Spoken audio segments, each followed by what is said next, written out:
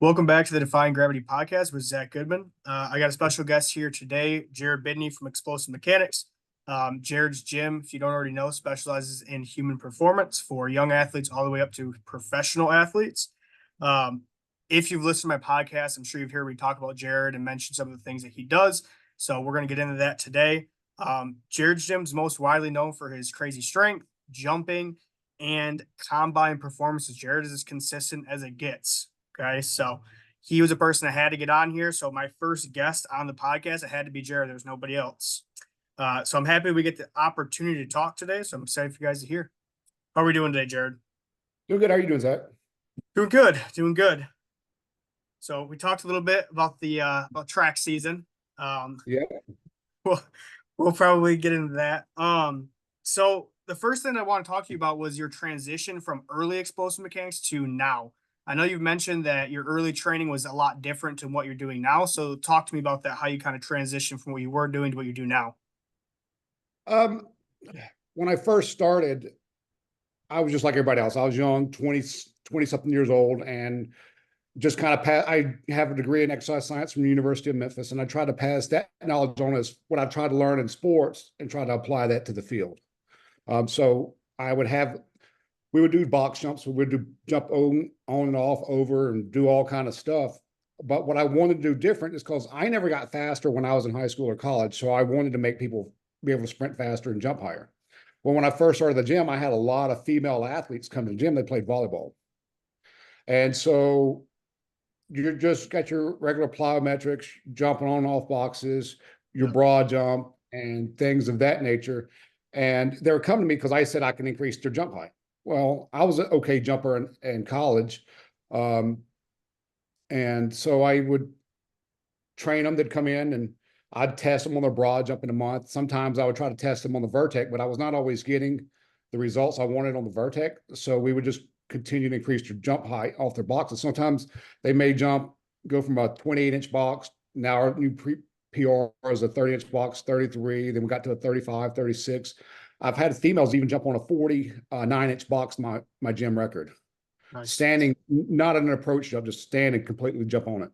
So we never did approach jumps with the running. But the problem is you'd have a girl go from 36 to a 45 on the box jump, just a standing there in front of it and jump on it, no, that's approach running jump stuff, just pure power. And they would go to the volleyball tryout clubs and they were testing the same thing this year as they did last year after training me and after increasing their box jumps that high. And so then I Yes. started doing maybe let's do depth jump. So I read a study out of National Strength Conditioning Association research journal that they compared depth jumps to the Vertimax. And the athletes had a significantly higher improvement in vertical jump height with just depth jumps without the Vertimax. So the Vertimax really had no improvement on jump height as Yeah. the just a plain old jump. So why am I going to go about $2,500 device Right. for that? And it basically a lot of people, like when you're trying to get a key quality, especially a maximum effort quality, is like when those girls had to go jump on that. You're only jumping one time. When Right. you're in a bench press competition, you're not benching for reps, you're benching for strength. And so then I just started taking the ideas of that maximum one pop effort and trying to transition that to the jump as well. Okay. So instead of just kind of going off and doing this or that, we just try to improve. Although we thought we was getting it with the jumping on the higher boxes, the girls are just getting more flexible and more accustomed to get. So they were Right. getting up. So these girls jump on a 45-inch box and have a 27-inch vertical or a Mm. 25-inch vertical. So I was like, okay. So reading that study, and then I just started putting stuff together over time. But I was getting frustrated because if someone pays me, I want them to improve. I'm not here to take someone. I'm not a business person. I just want the Right. athlete to improve. Yeah. So, Couple things there. So depth jumps, how much do you do those often? I've used them. I don't have not seen a ton of success out of them. Like my bread and butter has been dumbbell jumps, the plyo swing, box squatting. That's been my bread and butter. I mess around with them. I have not figured depth jumps out yet on how to really get them to transfer. Have you seen a ton of transfer or not really? um, not really. I Okay. did depth a lot different than a lot of people did back in the day. Yeah. Uh, so a lot of stuff really started to happen for me after I got the jump mat, Okay. because then I was able to test a little bit more to try to Yeah. figure out, why is this working? Why is this not working? And the depth jumps and all this stuff stems from track, and all this. Track's an elastic sport. It's not a Right. power sport. Right. And so that's why all these running coaches and things, they want to do all this stuff that stems from track and hope for the transfer to field. And you got all these stupid universities now wanting to do miles per hour or this max velocity stuff, where Yeah. your linebacker is never going to reach max velocity. Your lineman's never going to reach max velocity. So they're testing these people on like a Charlie Francis speed theory, Yeah. which is fine if you're in track. If you're in track, ignore Right. my comments. But if you're like a baseball, football, or soccer, when you got to have bursts of speed, Yeah. those elastic qualities, just like the depth jumps, we're not transferring over because it's an elastic quality. You have to overcome your own inertia. And so if you don't have the horsepower to overcome your own inertia, you're not going to do shit, no matter what you want to do. Right. I can go change. I can go take off all the panels off my car. I can give my car a new paint job. I could do anything. I could change the tires. I could change the wheels. I could change all the aesthetic looking components of my car. And it's only going to go 0 to 60 as fast as that horsepower in that car allows it to go to. Right. So but going back to that relative strength, you have to leverage the second law of motion, right? You have to actually give your athletes some horsepower so they can accelerate their body weight. Can't Yep. do all this fluff shit. You got to actually give them some horsepower. And so, I mean, this whole conversation, it kind of, because it's the jumping and running a correlated thing. Yeah. You Yeah. know, I don't know where that study is, where it had that line correlating with low end vertical jumps. You had low end 40-yard speeds, and your higher end 40s, the closer you are to 44 or 40, the better your sprint times were. You know, Yeah. you got some plus or minus, some gray area, but you Right. know, like when I had the kids at the gym, if I'm testing their 40-yard dash on a monthly basis and they skip their dumbbell jumps, they don't improve their 40-yard times like those kids. They may still like stagnate. Like last month, I had kids stay the same, but they were skipping their dumbbell jumps more often. You know, Yeah. a lot of people out here in the world buy the jump book and have great results with the vertical jumps. And so I'm trying, why are all these people all over the world buying my book? And you people here, you have me right here in front of you and you don't listen. That's one of the toughest quality things I've got to do. Oh, so man. I just kind of get on and go on rants with them and stuff. So, and yeah, it's crazy. It's interesting because I've heard this before. It's very true. You can't be a prophet in your own town. People around the country want to talk to you. They want to buy your book. I mean, I know, like, I have friends that have came down and visit you. Like Michael Fahey was just down there with you not too long Yep. ago. Bird, like, we had tons of people come out to visit you, and you have kids right down the street that won't listen. It's crazy. It's crazy how it works. Get people from California, Nebraska. Yeah. You got to cross the country, even from Across Michigan. country. Yeah. Yeah, you know, as far as north of Michigan. Yeah, it's crazy. Yeah, that's interesting. What other popular drills, I guess, or exercises do you think are just people are full of shit on? Like the depth jumps, like they're not really transferring that much. Like what about some of the bounding and some of the other track stuff that everyone's implementing right now? Does it actually work, in your opinion? You know what? In my opinion, like I'll implement some depth jumps here and there just Yeah. because of the ankle, what it does for the ankle. Yeah, the foot and the ankle, right? Yeah, for years, like when I first started, we did box jumps and things. And Yeah. so for the last 12 years, we didn't jump on and off boxes at all. But there is a certain quality that when you have to like when you jump on a 36-inch box, you land and you jump right back on it, like do sets of 6 to 8 reps. Once Yeah. you land off that 36-inch height and you try to get back on it, my athletes were getting stuck. And I just thought that was a quality that everybody possessed. And they were like, oh man, they would get down and could not quite rebound. So I used it for that for a little bit. And so I kind of throw that in and out, but I mainly try to get them to get stronger, Yeah. to get faster without any, I don't want them to do any running stuff. Yeah. I don't want them to do any bounding, any skipping, any 20-yard stuff. I'm trying to, if you just do this minimum strength stuff, Yeah. you sprint faster at the end of each month. Yeah. But I think that's, and so, because they'll think the running and the drills are making them faster. It may make them faster for a month or 2 months, but what happens month 4, 5, and 6? Right. You know, so I just had a kid, if I could pull this kid started with me. He ran a 5.28 40-yard dash. He weighed 177 pounds. The next month, he ran a 5.16. Next month, he ran a 5.03. So went 5.2, 5.1, 5.0 to a 4.88. Mhm. And his body weight went Right. from 177 pounds to 197 pounds. So we went 4/10 of a second Ooh, faster. that relative And, strength ratio went and, crazy. and 20-pound increase and body weight. So we got 4/10 faster and increased his body weight by 20 pounds. And these, I don't, you probably can't see it on this, but I'm gonna take that green screen feature off of TikTok and point Yeah. these numbers out so that these people can see it's Right. monthly improvements. Now, what's even crazier is if I get someone to bench 3 days a week, I can usually increase their bench 15, 20 pounds per month. Oh, okay. Now, this kid right here, being he's gone from 177 pounds to now at 205. So he's gained body weight. But here, his bench press increased. When he came to me, his bench max was 185. At the end of the month, it was 210. At the end of the next month, it was 250. At the end next month, it was 275. At the end of the next month, it was 295. And this month, it was 315. Wow. We went That's from insane. 185. His first test was in November of 23, and we just retested. 5 months later, he went from 185 pounds to 315 pounds. So, like when people see this crap that I post on Twitter or X, whatever you want to call it, and Instagram, they didn't come in like that.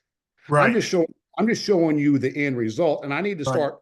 And I would like to start talking about the beginnings. You know, like Yeah. 185 to 315 bench. Well, how long, Jared? 2 years? Hell no, 5 months. Yeah. And this kid's going, he went from a 32-inch vertical to a 32.4-inch vertical to a 37.6-inch vertical. From 177 pounds to 205 pounds this past month. And his vertical went up 5 inches like that. And he knocked off, we're going to test as 40 today. So I'll see where Okay. that, if we get, So see it's, if we get 4.7. That's almost a half second for a kid that's now almost 25 pounds heavier. yeah.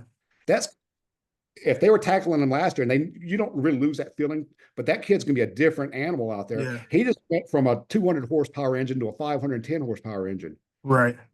and the strength to give it back too. So not only is he Yeah. faster, he's heavier. So you got that mass. It's like taking a Prius and moving it at 25 miles an hour. Now you're taking a dump truck and moving it at 25 miles an hour. Just the weight difference alone is Yeah. gonna be a lot harder to handle. Absolutely. And so then I had this other kid. I mean, I couldn't believe he was that slow. He ran a 5.88 and a 5.92 his first month. Oof. And so what I usually do is I usually let them run 2, 3, sometimes 4, and I take their Yeah. two best. I take the two Okay. best that, and I test this the last week of the month, or it kind of ended the other day, but still I'll count this week because I know the results are going to be very thin this month with spring practice coming on. But this kid, he ran a 5.88 and a 5.92 at 182 pounds. And went from a 5.8 to a 5.6, which 2/10 is good, Yeah. just because he was that slow. So went 5.8, 5.6, 5.5, 5.3. And so then you see we skipped that 5.4 and we made some still pretty good jump. You know, you get that first 2/10 of a second. Well, damn, next month I got to show this result again and Right. again and again because these kids are being tested on a monthly basis. And Yeah. I've got that discipline to where these parents, you're always going to have people that are skeptical of what you do. And Right. so I have a display clock in there. And if you just listen, I will show you the results. And I had a parent come in, Jared, what can you do for my kid? I said, no, it ain't about what can I do for him. It's what What can can he that do? kid do for explosive? Yeah, it's not, I mean, Yeah. that bullshit's over with nowadays. You Yeah. know, like I can show you this folder, this folder, this folder, this folder, this result. And you can see on the folders because it says, I don't know if can you see Zach, that's month Yeah. 11/23. I'm gonna try to do a little bit better job when I post all this stuff on TikTok or green screen. I'm Okay. gonna try to transfer it to all the other medias. At the end of every month, I'm gonna test them. Yeah. And so if I go from a 5.88 to a 5.6, then you're like, okay, the parent, there's no way he's gonna go 2/10 and now he's not gonna improve again. You know what I'm saying? Yeah. Like someday I thought I was sketching the number. So that's why I bought the display clock so that the parents can see that their kid is running Right. and they see what the start is. They see what the next month is. Okay, well, can you do it again? Can you do it again? can you do it again? And can you fucking do it again? You Right. know what I'm saying? And I can do it over and over and over as long as they are consistent. Now I Right. got this kid, I was still talking 5'8" to a 5'3". We're half second faster again. Yeah. This kid went from 182 pounds. He didn't gain as much weight, but this kid don't need to gain weight like the other kid needed to gain weight. The dad said this Right. kid needs to gain weight, right? Well, let's gain weight and get faster. That's not really heard of a lot. These speed training places that like are wanting to do these elastic quality stuff, they're banking on, and they're conditioning the kids. So they're banking on a kid either staying light Yeah. and hopefully getting faster, or if they can condition them enough, they can. I had some kids that did not trust me for combine stuff, and Mm. they lost 20 pounds body weight and ran the same damn 40-yard dash doing these speed. Jesus. So That's how do you awful. lose 20 pounds and stay the same? You know what? They were doing Got a too lot much weaker. conditioning work to try to get the kid to lose weight in Yeah. hopes that he got faster. And guess Yeah. what? At the time, guess who they come back to? Because they didn't, why don't you trust me at first? I'm not, what do I have to get out of Yeah. lying to you? There's Right. nothing. My job's to help you. And if this kid 5'8" to a 5'3", he's going from a 22-inch vertical to a 30-inch vertical. And his bench max from November to January, from November to what are we at the end of April, he's going from a 165 to a 265 bench. 100 Now, pounds. It's legit. from November, his first max was 165, 180, 220, 235, 250, and 265. And for those benches, from what I understand, like you're really big on hammer and obviously pretty high frequency intensity. Mhm. And the incline bench, that's like your bread and butter. I heard you're moving a little bit to the floor press for a supplemental. So you bench, incline bench, or some floor press. Is that the most important thing for their benches? If they're moving those Um, benches and doing their inclines, and then the tricep the pushdowns. well, if you read the sticker on their folder for the workout that I give them for the day, Yeah, like it may say incline, yeah. but they don't incline. Okay. So if someone wants to come in and try to take pictures of the folders, it's going to do them no good because I'll have them do, depending on the kid, Yeah, depending on which kids it is, I'll have them floor press, or if they're so weak, I'll have them incline. There's no point in having a weak kid incline. I mean, a floor press, floor press, right? because we use chains with a floor press, Yeah, and we do one finger, sometimes two fingers on the smooth part. So we're fairly narrow. And we drop the elbow straight down to the ribs and we press it up. We don't have our bench grip on the floor press. So our main staple, because I brought some of these folders home, I figured we'd want to go over it. We'll yeah, bench, and some people will go to incline, some people yeah. go to pause incline, and some people will go to floor press. Pause incline. I like those. My kids do a ton of pause work. I like that. Okay. Yeah, because the pausing, just like box one, it's a static It's dynamic. static. Yeah, And, exactly. and Yep. so we don't have to do a whole lot of dynamic effort work for the upper body. Yeah. Because they're so Because, weak, right? yeah, dynamic effort, all that is a rate of force improvement Yeah. Sharpening the rate of lift or force exercise. development. Yeah. Yeah. So if I can get absolute strength and rate of force development at the same time, Right. why not? That's why the box squat is so important. That's why the box Yes. squatting is improving the 40-yard dash, because the 40-yard dash is a short sprint. Yeah. And you have to overcome your own inertia to get going quickly. So it matters more about horsepower in the beginning. Yeah. Like if you look at Bolt at 40, 50 meters, Bolt's not at the front of the pack in a lot of his races. Some of them he is, Yeah. but he don't catch them till the end, because running economy, running efficiency is a lot more in track. So that's why all these bounce, skips, and all that stuff is elastic energy stored in ligaments and tendons. And so if I can store that energy and if you don't have that elastic energy, you're pulling more for your muscle, so the muscle will get tired quicker by the time you get in the race. So that's why, like the bounds, the skips, and everything, that's why people do that, because they're trying to pull this from track. Yeah. Well, if they would test a 40-yard dash every month, they would know that does not get better. Yeah. But the bad thing about track is the track coaches, I've had some kids run a 4.5 40-yard dash and a 13-second 100. Kids running economy, elastic energy, but he had a 44-inch vertical. Yeah. But he was crappy at the track. Now you got these kids that will go to track because the people here, because they're testing these numbers. They have meets. They're going to these meets and they're seeing what their times are every freaking time. Right. You know, why are you not testing this crap in a weight room or football? Why are you not testing the 40? So like I've had some kids get better at the 100 and the 200, but test 3 to 4 tenths a second slower in the 40-yard dash after track Yes, season. that's super common. I think everybody sees that the 100 meter can get faster and the 40-yard dash will get slower. It's a completely, the time difference is so much different. You're talking about like 4 to 5 seconds compared to upwards of 10 or 11 seconds. It's just different. The speeds are so much different. Yeah, and this dad said, well, Jared, some of these college coaches are looking at these 100-meter times, and if they get a good 100, they'll accept that. But guess what they do? When they still go to football camps in June and July, those 40-yard athletes dash. are tested Yeah. first thing, 40-yard dash. Yep. Are Yep. you as fast as what your Twitter account Yep. says, your huddle? Are you as fast as what you say you are? Well, guess Right. what? We're about to time your ass and check you. Right. Yeah. That's, You know, and so it's like, okay, yeah, you go off. I've had kids, like I had a kid, well, that kid I post Dorsey all the time. They're gonna really have a shit fit when I post him benching 465. ooh, I like that.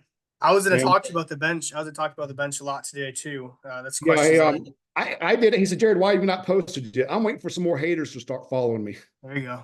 There you And go. so I don't. That's why I don't really get involved in the Twitter comments or stuff. Yeah. I can't keep up with the feed lines on that crap Yeah. sometimes.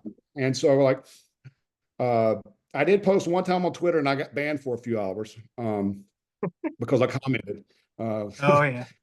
And so it's like I know what I said, and I just told someone if I were you, I would just go jump off a bridge, and I got pulled off real quick. That's not even the worst thing I've read on there. That's crazy they banned you for a couple. That's not even the worst thing I've read. Yeah, so it's kind of like, but yeah, Dorsey's already done it, so I already got it recorded. I just not posting it. Jeremy, when you Right. post it, I don't know. Yeah. You got some loaded in the chamber though. I like that. I got some loaded in the chamber right now too. So you just gotta wait for the ideal time to post that stuff. That's awesome. Yeah, I've been following Dorsey's for crap a couple of years now. He's like, to me, he's kind of taken over as the new Colton at the gym. Like when I see him, it's just everything. He's strong, he's fast, he's big, he's got the frame. Like that kid is he's your lab experiment, man. That kid's yeah. monster. Well, he don't really deviate from what I've told him in the past. Right. If I he is so molded into what I wanted, yeah, that if I want someone to try something different, he's not going to be that guinea pig. right. Because he will not regular. If I want him to regular squat, if I want him to front squat, if I want him to do any type of squat variation, no, he won't even get off the safety squat bar. He knows what it's doing for that 40-yard dash and the jump. So yeah, so I used the Brower timing system. Yeah. Just because it's real strict. Like Phase coming out with the OVR jump thing is real strict. It's going to read worse than what the mats read. And one thing about the mats is every time I've had a kid jump a 34-inch, I had an offensive lineman, 6'2", 300 pounds. He went to his pro day. He jumped a 34-0 on the mat. He jumped a 34 on the Vertec at his pro day. I think I read that in your book.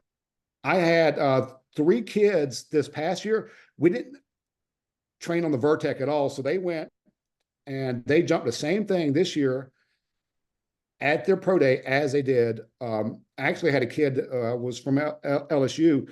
He jumped higher on the Vertec than he did the mat.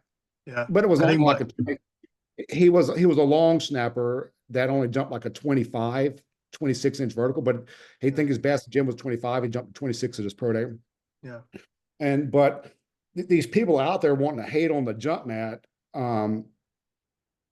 it's crazy. Okay, it's reading. The thing tells me if they jumped a 40.1. So I had my 45th athlete jump a 40-inch vertical this week. So 5 more and I'm at 50. Yeah. It says 40, but I have put a box, like I've had Ben Baggett or stuff. We'll step down. We've done a depth jump with that, where he steps down, lands, jumps, and lands back down. I think Bird does that. And his feet are the same height as the box. Yeah. Yeah. And so, well, that's why I put for all the haters with that Zach Seymour jumping a 33-inch vertical with the 40s. I put it in slow motion. It does account for knee bend a little bit. It has to, because if you land straight-legged, well, they want you to land straight-legged so that if you do something good, someone's always going to come at you and try to pinpoint what's wrong with it. And so for years, I didn't post on social media because it was almost like there's no real experts. It's all people that have a low following and want to hate on you for doing something. There's no way they're doing it. There's no way that's 40 inches. There's no, it's them.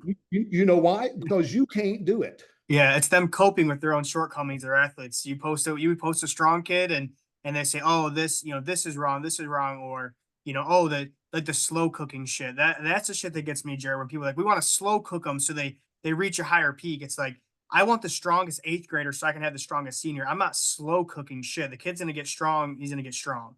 Some of these people, they cope with just being bad coaches.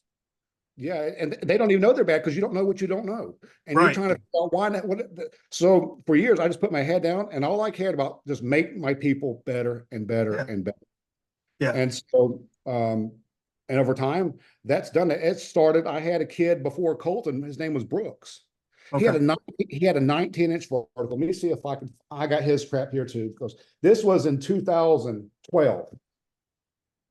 Brooks ran a 5.140 at 190 pounds. The next month he ran a 5 flat. The next month he ran a 4.9. Next month he ran a 4.8, 4.7, 4.7 again, then a 4.6, then a 4.5. And so sprinting, when you're testing a 40-yard dash, it's super sensitive to breaks. So he went 5.1 to a 4.5. This was September, October, November, January, December, January, February, March, and April. So by the time we got there, he took off two weeks. And so the next month he came in and ran a 4.7.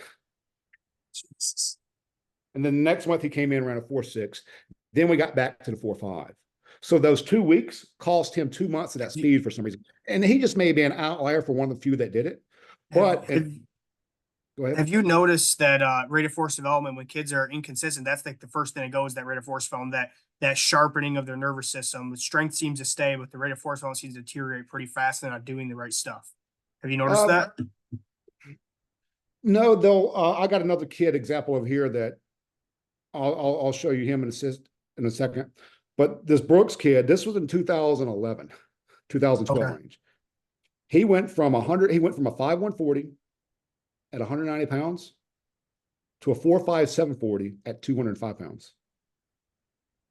And so he gained 15 pounds and knocked off 0.6 of a second. He actually did it a little bit quicker within that year time. Yeah. But once he got that 4.5, he ran a 4.57. The next month he ran a 4.58. But his body weight went from 205 to 210. So September of 2012 to October of 2012, his speed stayed basically the same, but his body weight went up 5 pounds. And so still more power, you know what I'm saying? Right. But he was able to maintain that 4.5 for 1, 2. He ran a 4.57, a 4.58, and a 4.61. So he maintained that 4.5 for almost 3 months, but his body weight 205, 210, 212. So that's why we were having some stagnation. He had a lot more force, though. I mean, you're adding mass to him, and his acceleration is staying the same. So he's just increasing his still force output. Yeah, and but in that 1 year's time, he went from a 30.7-inch vertical to a 42.3. Wow. So he gained 12. He gained 12 inches in his vertical with a 15-pound weight gain. Yeah. And so the thing about this kid is he started off. This is after I started figuring out. This is one of the first kids that made me think. I was struggling at this point in time. This is like 2000, maybe 10-ish, before this 11 came on, maybe 2009. I was testing the 40s and I was not happy with the results I was getting every month. Yeah. We would, and like Lou always said, wide stance box squat. So we did all that, it was just, but I had a conversation with Louis before he died. I went to see him at Westside before he died. And I would talk to him about how I've taken the books and stuff that he's given me, but I applied it in my own way. And if you go back to listen to his old podcast, when he's interviewing and he's talking to people, he wants to know how you applied it. He does not want to know how you copied him. Right. He wants to know how you applied. And so while I was able to, I took some of these results, showed him some of the jump stuff. Man, we went and had lunch. He took me by the warehouse and stuff. Then went back to the back room at West Side, and me and him just sat at the conference table, just talk. And I said, Lou, I'm not West Side. I said, but if it was not for you and West Side, I wouldn't have a lot of this knowledge, because this knowledge you have given me with these books Yeah. is not in the universities. I said, I've learned more from you than my exercise science degree. And my exercise science degree has a backing of human performance. Now, some of these people don't have the human performance backing with exercise science.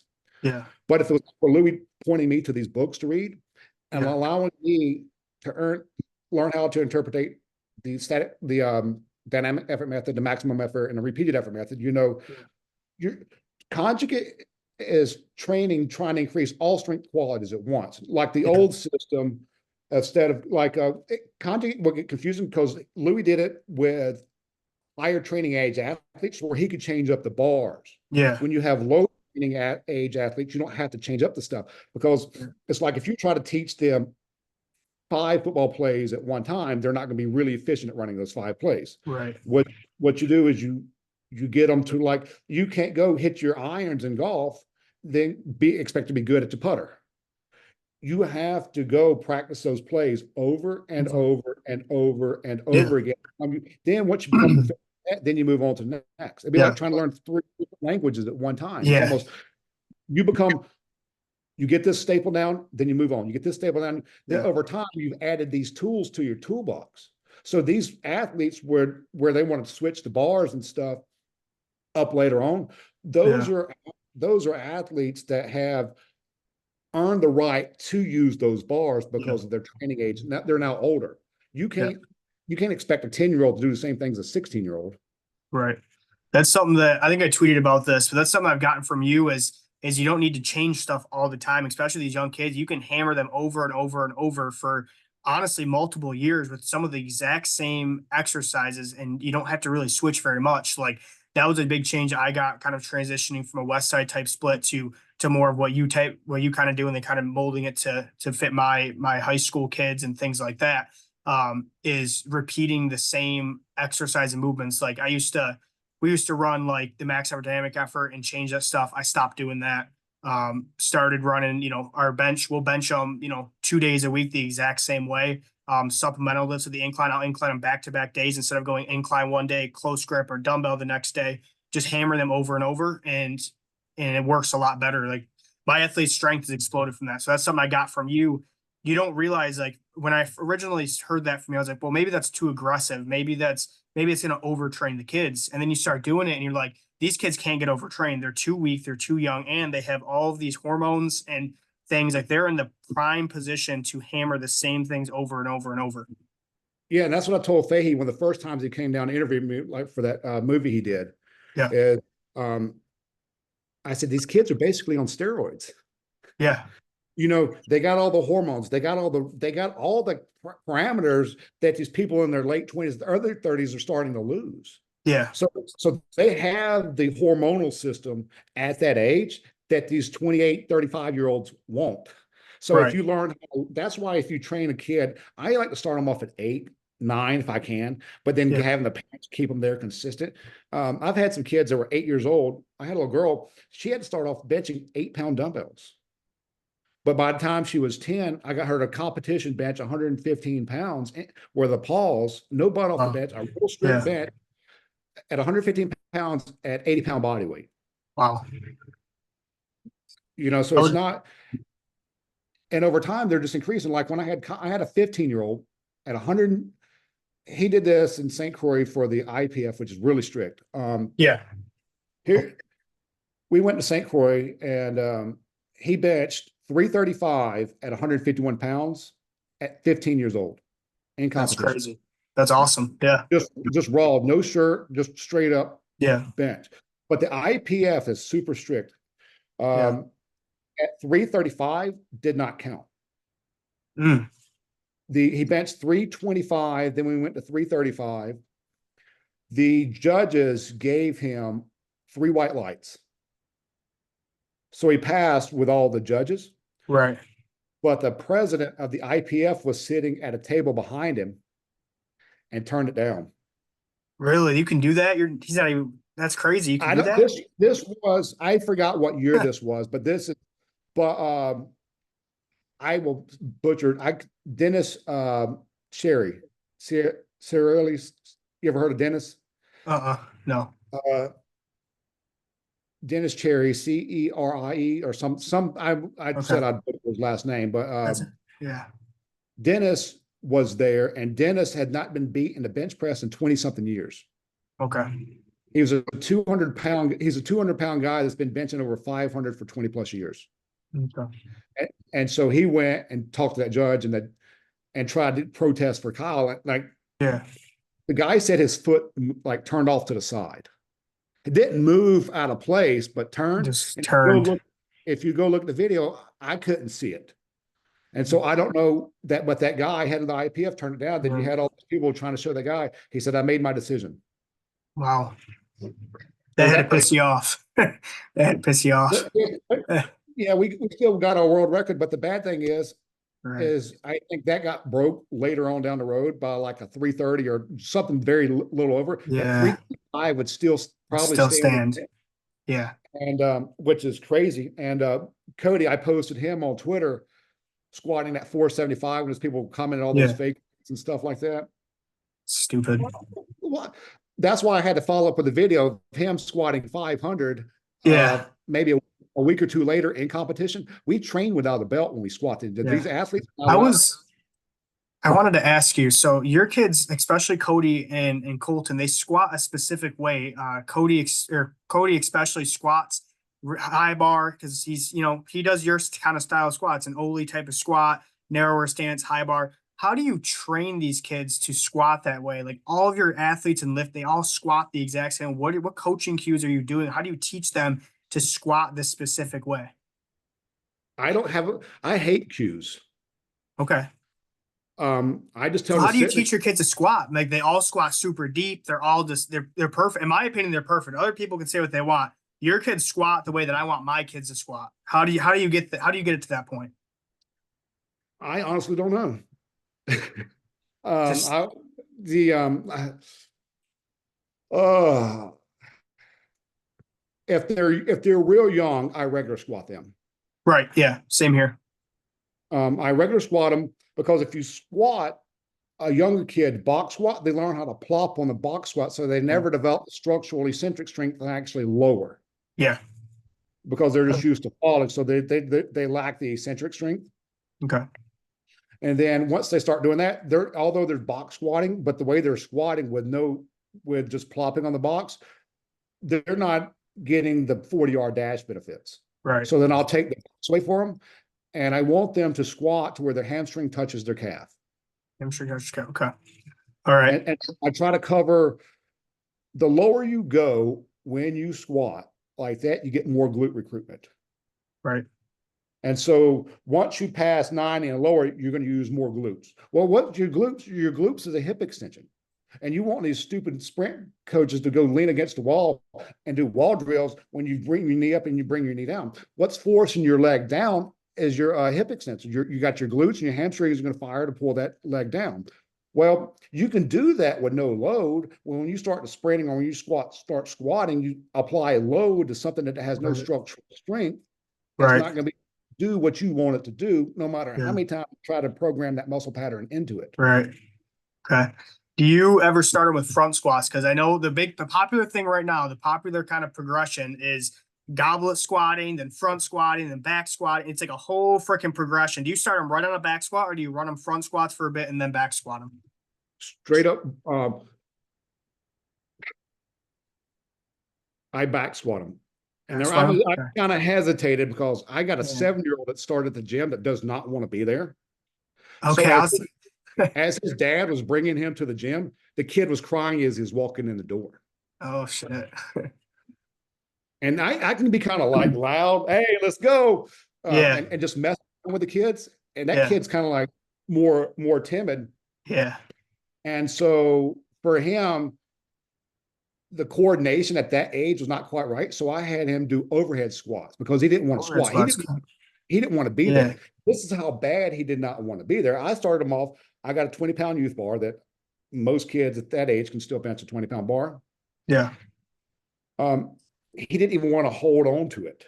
Oh, And shit. so I said, and he would go down. I said, is he this weak or is he just not wanting to do it? Yeah. And so I went and got a PVC pipe, Yeah. and he did not bench the PVC pipe. Mm. I said, yep, you don't want to, I see what Yeah. you're doing. And so Yeah. for that type situation, I went over there and I made a bench 5-pound dumbbells, because with the Okay. dumbbells, they're wobbly. Yeah. And if he don't focus, they'll hit him in the face. Right. And if he gets hit in the face with a dumbbell, he will quit acting like he can't do it. Yeah. And so I'm kind of like the kids, Jared, you're me. If you let that kid get away with playing you like that, he will Yeah. always do it. And I ain't Absolutely. let that happen. And Yeah. so it's Uh, and so uh I don't know why I had a little story, but I start him off, even him. Now he didn't want to do it. He didn't want to do nothing. And so this kid was a different, this was an outlier of a normal. yeah. Now there was another little 7-year-old. He can come in there, squat a straight 45-pound bar, no problem. Ass to grass, cover his calves and stand up. But these two were cousins. So the cousin of the 7-year-old that was wanting to be there, the cousin, the one that did not want to be there, just not want to do it. And Yeah. so eventually I worked him up to where we were doing the 45-pound bar. Now, some days he'll come in and act like he can't squat the bar, and I'll show him a video of him squatting the bar. But he's trying to play Jared, and Jared don't take too kind of that. Yeah. So I squatted him for an hour the other day. Okay. Until you How do do it you right. how do you deal with, because here's the thing is like at a private gym, you're mostly going to get kids that want to be there, but you're going to get those parents that send you kids that don't really want to be there, or kids that just kind of want to be a part of the crew. They don't want to do the work the crew does. Being in my kind of position, I'm at a public high school, so I get anybody and everybody. How do you kind of deal with those kids that maybe don't give you the effort they want, or they don't really want to be there? I know you're not a rah-rah coach. You're not going to go in there and fake anything. You know, you're observant, you help, kind of like me. I'm not the rah-rah fake energy guy. I'm going to help kids, I'm going to coach kids, things like that. How do you deal with that bullshit you get from some of those kids? I let them get there long enough to where they get strong. And once they start getting stronger, then once they don't get stronger, they start asking you questions. Okay. I see in a high school situation, you're kind of stuck with them because they're kind of almost like forced to be in there, whether they Yeah. want to be or not. Where Right. most of the time, the kid that I was talking about, the young 7-year-old, his Yeah. dad knows it'll be good for him over time. And I Yeah. have the patience over time to deal with that. Yeah. But most of the time, I will get some outliers that will come in and not want to do the work. Yeah. Well, most of the time they have a friend that comes into the gym. Yeah. No one wants their friend to be stronger than them. Right. And so once I start getting their friends stronger, like Cody and Colton, when they first started gym, they didn't listen to me at all. And so Interesting. what I Okay. did, because they're my stepkids, Yeah. and so like they had to be in the gym. Yeah. They were going to be examples of what I could create. And so they didn't want to listen at first. Well, when I made their friends stronger than them, They started listening. yeah, it was to the point to where they were secretively listening. They would kind of listen, but not go do it immediately. But when I was not watching them, they would do it because the gym was so light at that time. Didn't really have. They'd take the camera and go film themselves with what I was trying to tell them to do. But as soon they would hide the camera, so they didn't let me see that they were hiding the camera. Right. And I knew what they were doing, and I would go check on them. But then they were like kind of run away. I mean, you're talking about they were only 8, 9, and 10 Right. kids being kids, not listening. But Right. over time, then that's when that Brooks kid started coming to school, and I had this other kid named Joe. So when Joe Brooks and Cody started working out and getting stronger, Kyle and Colton are the two younger brothers of Cody, and so they didn't like. So Kyle and Colton would always go back and forth with each other. Sometimes I make Kyle stronger, then Colton would get stronger than Kyle, and just kept just almost like a battle of the brothers who's Yeah. going to get. And Yeah. Cody was not the younger brothers catch him, Right. and so then Cody, Brooks, and Joe were always in a battle of who's going to run the fastest, who's going to jump the highest, who's going to get to 30 first, who's going to get to 33 first. Then at that time, it just kind of started the wheel spinning to where the young kids, like when Dorsey started in sixth grade, he ran a 6.3 40-yard dash. Wow. I He's the forgot. fastest kid in the gym right now, right? He's the fastest kid in the gym. Yeah. Yeah. He ran a 4.58 last month and he ran again 4.58 this month. I may retest him today, see if we can get that a little fast. I'd like to see a 4.4 on the Broward timing system. Never have seen it. Yeah. At that body weight too. That's legit. That's flying. Yeah, and he's going to go to Harvard, and Harvard will never, ever get another kid that strong at that body weight and to be that fast. Yeah. I posted a video of Dorsey jumping a 30 with the 50s. We just did that for a video. We don't never jump with 50s, but Dorsey wanted to do that so he can out jump his friends with 50s. And while 50s, yeah. while they were jumping with 30s. Okay. But Dorsey was one of those kids that played around and didn't really care about being there at the gym for a while. Yeah.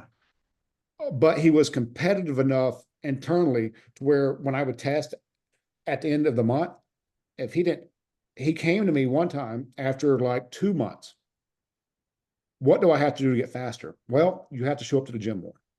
Yeah. And so I wish I had his original folder here with it. But so once he started showing up to the gym more, a 10th of a second. Next month, 10th of a second.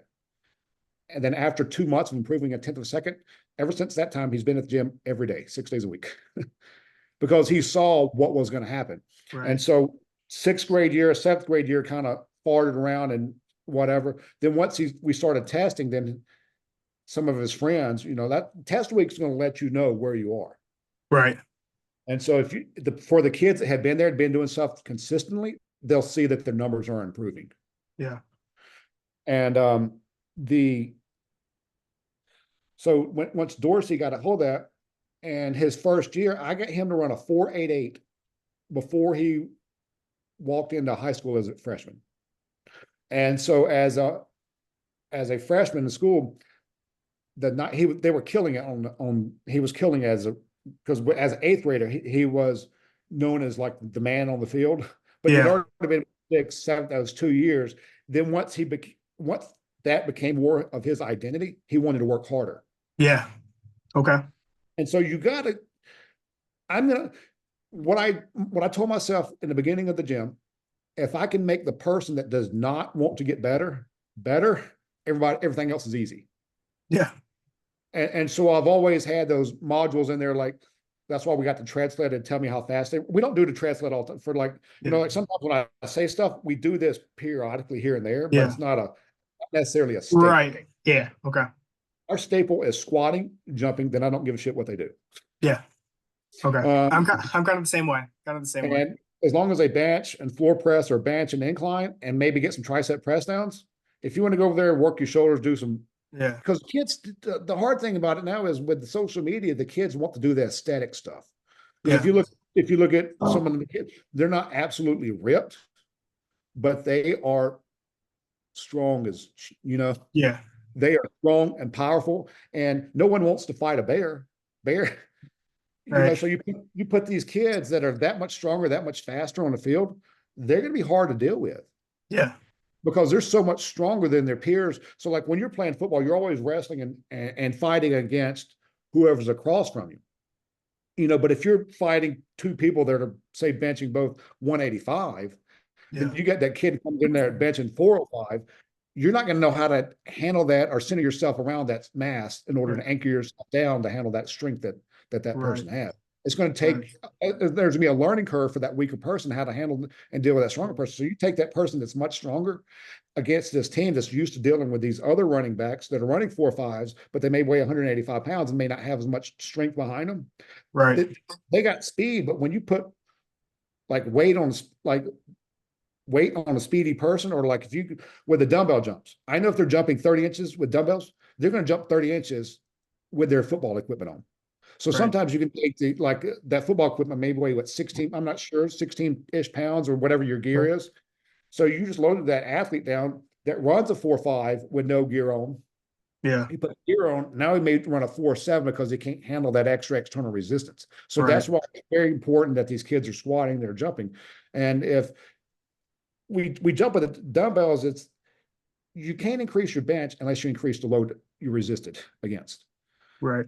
And same thing with you have to jump against some type of resistance at a maximum effort way. Your maximum effort with the dumbbells is that speed strength end of the spectrum. Right. Then our other end, you got the strength speed with the barbell. So you got all loads, but you got to move those loads depending on where you are in the strength curve at different velocities. Right. Yeah, that's something a lot of people are messing up. Like this trap bar. Have you seen the trap bar jumps? You've been seeing the trap bar jump trash. People are like maxing out trap bar jumps. They don't realize why they're jumping. Why they don't realize what they're doing with the jumps. They have no idea. Yeah, the coaches don't know what to tell the athlete, don't know what loads to tell the athletes to put on the bar. Right. They just have a standard to go do this. Now there's a university here in Georgia that they would make the kids curl 80-pound dumbbells. This is a D1 university. That's the minimum you're allowed to have, whether you swing it up, however you get it up, how you get it up. Oh shit.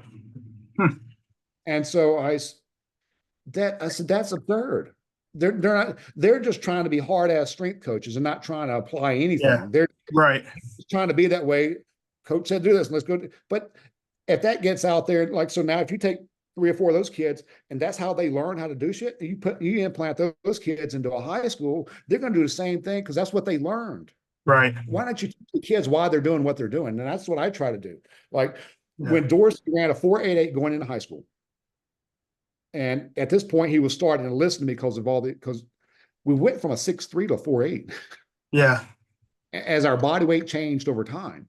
Right. And, at the end of all these high school coaches, hey, they need to run track. Dorsey, do not run track. You're right. I put Colton in track when he was in middle school. Yeah. But I didn't know any different. But what I did enjoy is he was the fastest in the county in the 200 and the 100. He was beating kids by 10 to 15 yards. And I got pictures of it with some. Yeah.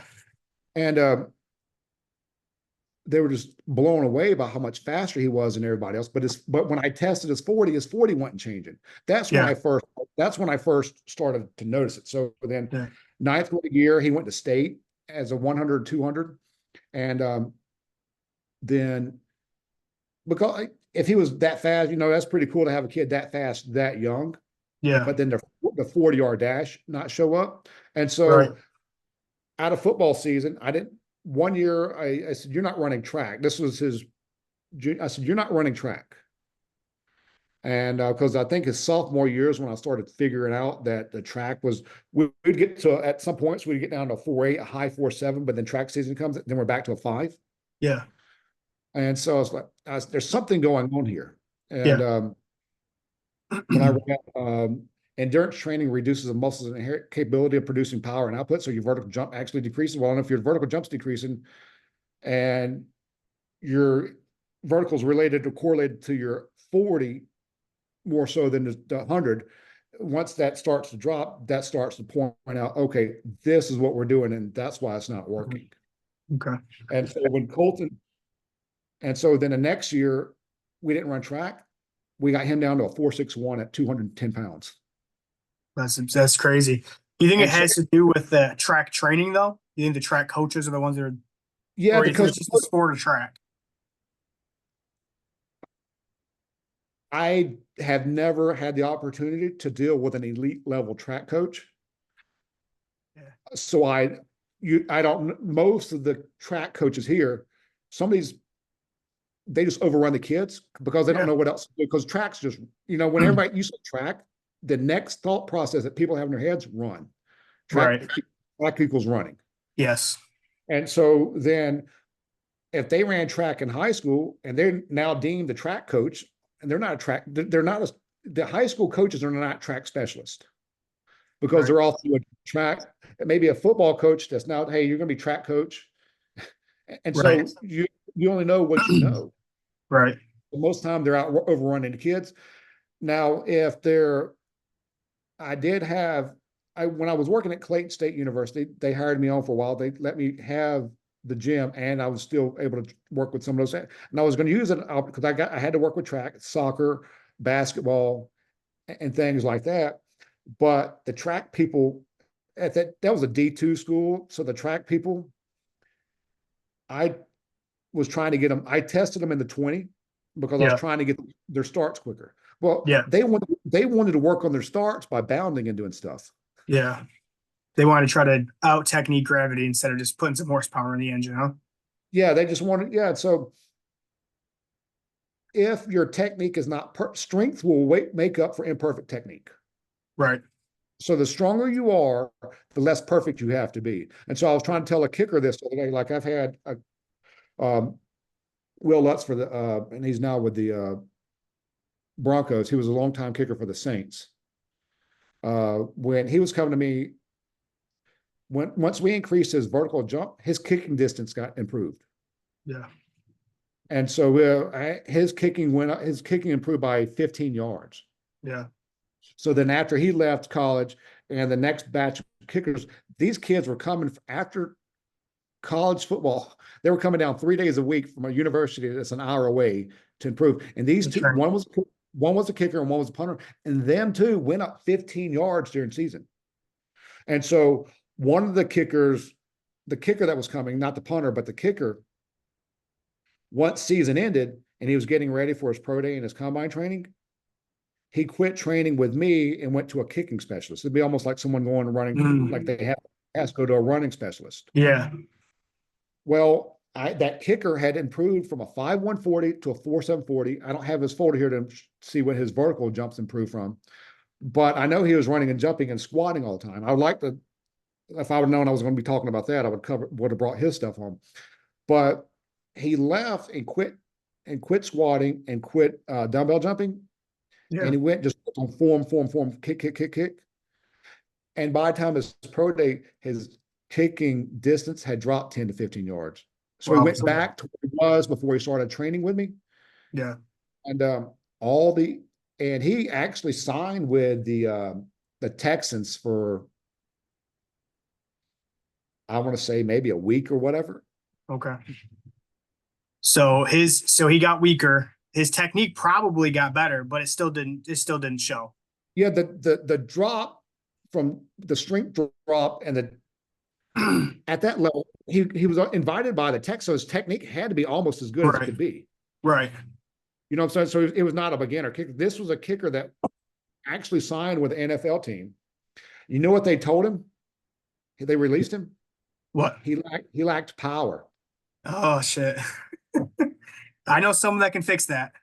And so guess what? He came back to me. He said, Jared, he wanted to get back on the grind because he lost power. Yeah. But by that time, NFL season was already started. So he had to train the entire offseason. Where you're a broke ass college kid when you don't have that scholarship money coming in. So he had to go get a real job. So now that ended his career because he lost the power. That's crazy. That's horrible. That's a horrible thing, man. That sucks. Yeah. Where like you had Lutz trusted me, and he was there until he had to go to when he got picked up out of college. He got picked up originally by the Ravens. Okay. And so he stayed with me until he had to go to Ravens training camp. Yeah. And he was there with Justin Tucker, but Justin Tucker he went there the whole camp season because his wife was on maternity leave. Okay. And so Will had no pressure, but he would call and communicate, come home and see me when he was home and had their breaks in like July. And he would still work and grind. Yeah. And so then once he got back and Tucker got called in and signed a contract at the last minute, the Ravens cut him.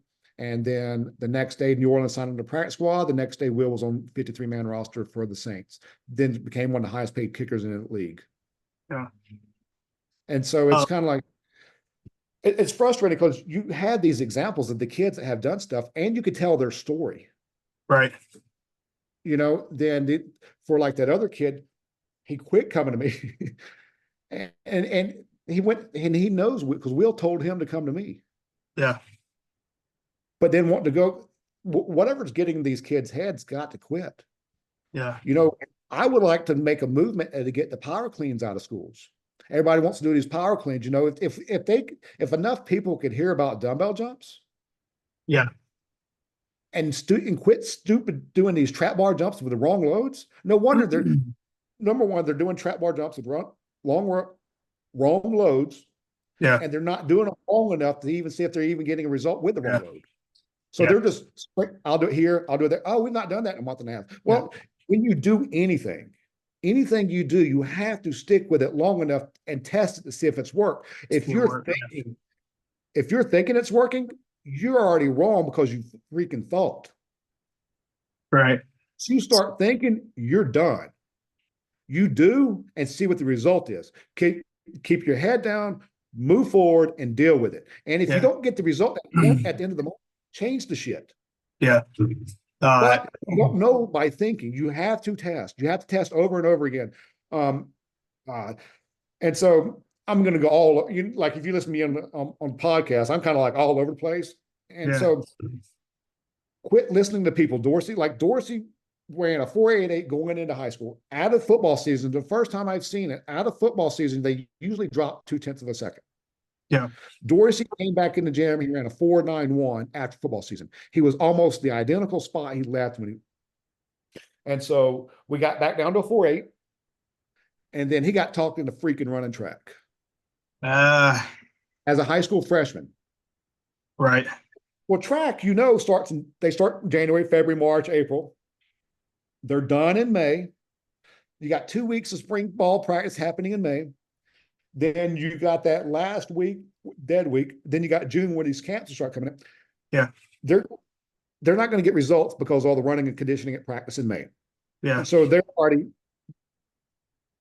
toast from track season with the 40-yard dash.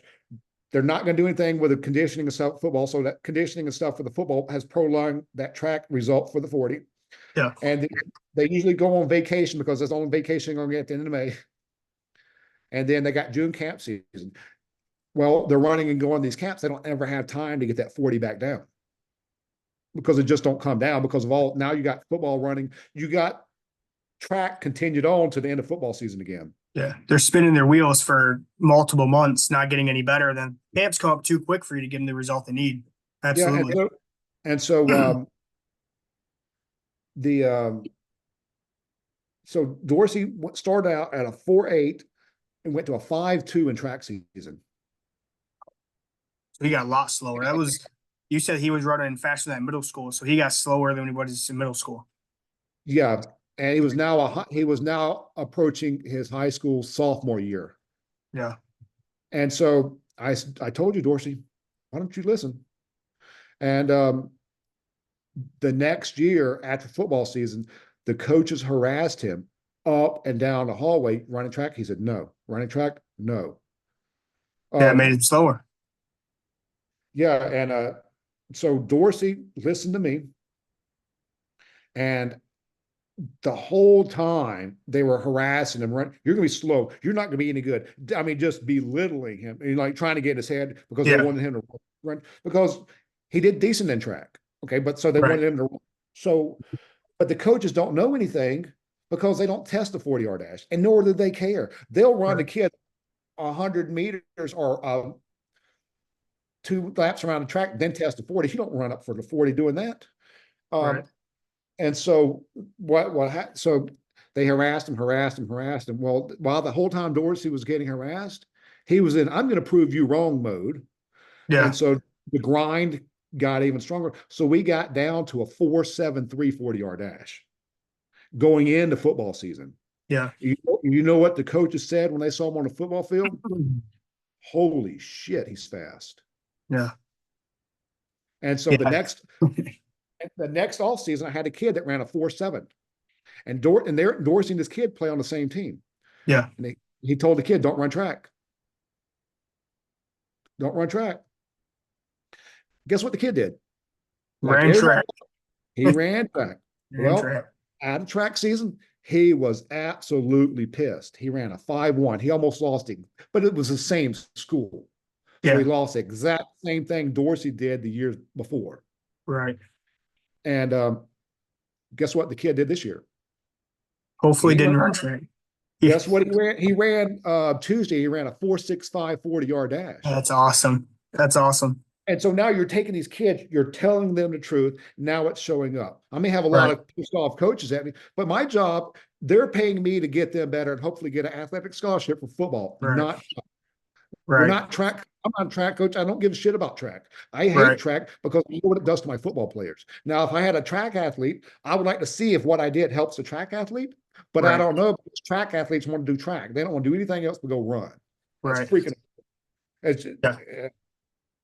so Yeah. yeah, Um, just like so something I wanted to talk to you about. So the brief maximal tension method, how did you yep. make the change? How did you kind of develop this whole wave system? Because this is what I based my own system off of is your stuff. So did you originally do max effort, dynamic effort type Louis stuff, or how did you come across this whole brief maximal tension system? Um, I came across brief maximum tension and super training, and I've Okay. always Yeah. thought when I read a book, I read it from start to finish. Yeah. Used to in college, I'd kind of pick out the section that I wanted, and I would try to read it. What I think happened was limited my knowledge, Okay. and so when my professors at University of Memphis told me I would not pass the CSCS exam, that's when I said, okay, I'll prove you wrong. Kind of like the Dorsey thing. That's kind Yeah. of like we had shirts back in the day that said just prove them wrong in the back because Yeah. I am going to prove you wrong, especially in this area. I may not know anything else out there in the world. I may be a complete retard out there in the rest of the world, but I am going to be damn good at my job because I don't want to Right. be the best I can be because my job's to give those athletes the opportunity that I did not have because I did not have the Yeah. knowledge. So, Right. so if I can help them be better, I have done my job because I made Dorsey stronger than I was in high school. I made all these athletes stronger than I was. I made all these athletes jump higher than I did, and I made all of them faster than I was. So they're all better than what I was at that age, and I did my job. And so I Yeah. don't worry about what these. That's why you don't see me comment on social media a whole lot because I don't Yeah. care. I'm doing my damn Right. job. And Right. if I let these rats in my roof, I'll always have rats in. What you do is you just post your shit, you move forward, and don't give a fuck about what everybody else says. And I had to tell Love it. someone out the other day, it took me till I got a lot older. It don't matter what people say as long as you're doing your job. Right. No one's gonna damn fire me. You got all Yeah. these, you got all these little rats out there on social media that want to plug and play and do all this other BS. They're just Yeah. jealous they can't do what I can do. Well, if they'd stick their head in the book, put their head down and take off reading, they could probably do the same thing. But don't Yeah. criticize someone because you don't want to take the time. You're going to take the time to criticize, but you're not going to take the time to learn. Right. And so once I started reading a book front to back and getting confused in super training, I tried to pay my own kids. I tried to pay people. I would buy the book for them and I would offer people $50 a chapter. If you read super training, because I wanted to have conversations about what you read, because if Yeah. I can have a conversation about what you read with you to help you understand what that just said, I'll be able to explain it to someone else later. I was always trying to simplify a way to help people understand what the hell I was trying to say. Because when I say Right. stuff to some people, it goes over their head, and I don't what I say, and I don't realize that I know all this knowledge. I just spit it out, Right. and so it's kind of like okay. But anyway, how I came across, I had to give a presentation, and when I first started the gym, I did do when I was at Memphis, and I met Louis, and I started learning about speed benching and things like that. I um I did bands and chains, and I was able to do 225 31 times at 220-pound body weight. Yeah. And so I went from doing 25 reps to 31 reps, but all I did was just speed bench and I had a max effort day. So I kind Yeah. of replicated Louis right there at first. Yeah. But over time, it don't matter about 1 month. It matters like these kids are improving 1 year later and all this stuff. Yeah. Over time, Dorsey's going from a 6'3" to a 4'5". Yeah. You're showing these kids on a monthly continuum that they can improve. And so over time is my speed bench improved. So I would start off with 185 with a red band tied around the bottom of the rack, like you see, like Louis, right? I had Yeah. dumbbell. I would tie it to it like a dumbbell, choke it up, where I just kind of looped it around and had to have weight to had to have at least 120 Yeah. pound dumbbell. I've done that. Yeah. I would do 9 sets of 3, and I would try to get the reps done in less than 3.5 seconds. Okay. I would do pinkies on the rings, medium, then one finger on smooth. Yep. First So the set, West Side Special. That's the protocol. and so I would go and Louis would talk about like 8 sets, and I want to do 9. That way I've got all 3 grips done Yeah. three times. So Right. my first set, pinkies on the ring, medium, close, pinkies on the ring, medium, close, pinkies on the ring, medium, close. I Yeah. did that. And I don't know, I can't remember how I did it over time, but I got to a certain point to where I would do the bands, and I don't know if I don't remember. All I know, I was just trying, instead of increasing weight, like I would increase external resistance. So I can't even think, I would, instead of increasing bar weight, I would increase chain weight or band tension. Okay. And so I got to a point I was doing 9 sets of 3 with the band. Then I'd do 9 sets of 3 with the same weight with chain and band. Then the next time I would do 9 sets. Then I would got up to where I was doing 9 sets of 3 with 2 chains on each side plus the red band. Yeah. Once I got there, I went from 185. Now let's ramp back down to 205 and do a band only, band and chain, band and 2 chains. Then over time, I got to doing 225 with the band and 2 chains on each side in less than 3.5 seconds. But I don't know, I don't remember. It wasn't per workout that I was changing. I don't know if it was per week or per month when I was adding.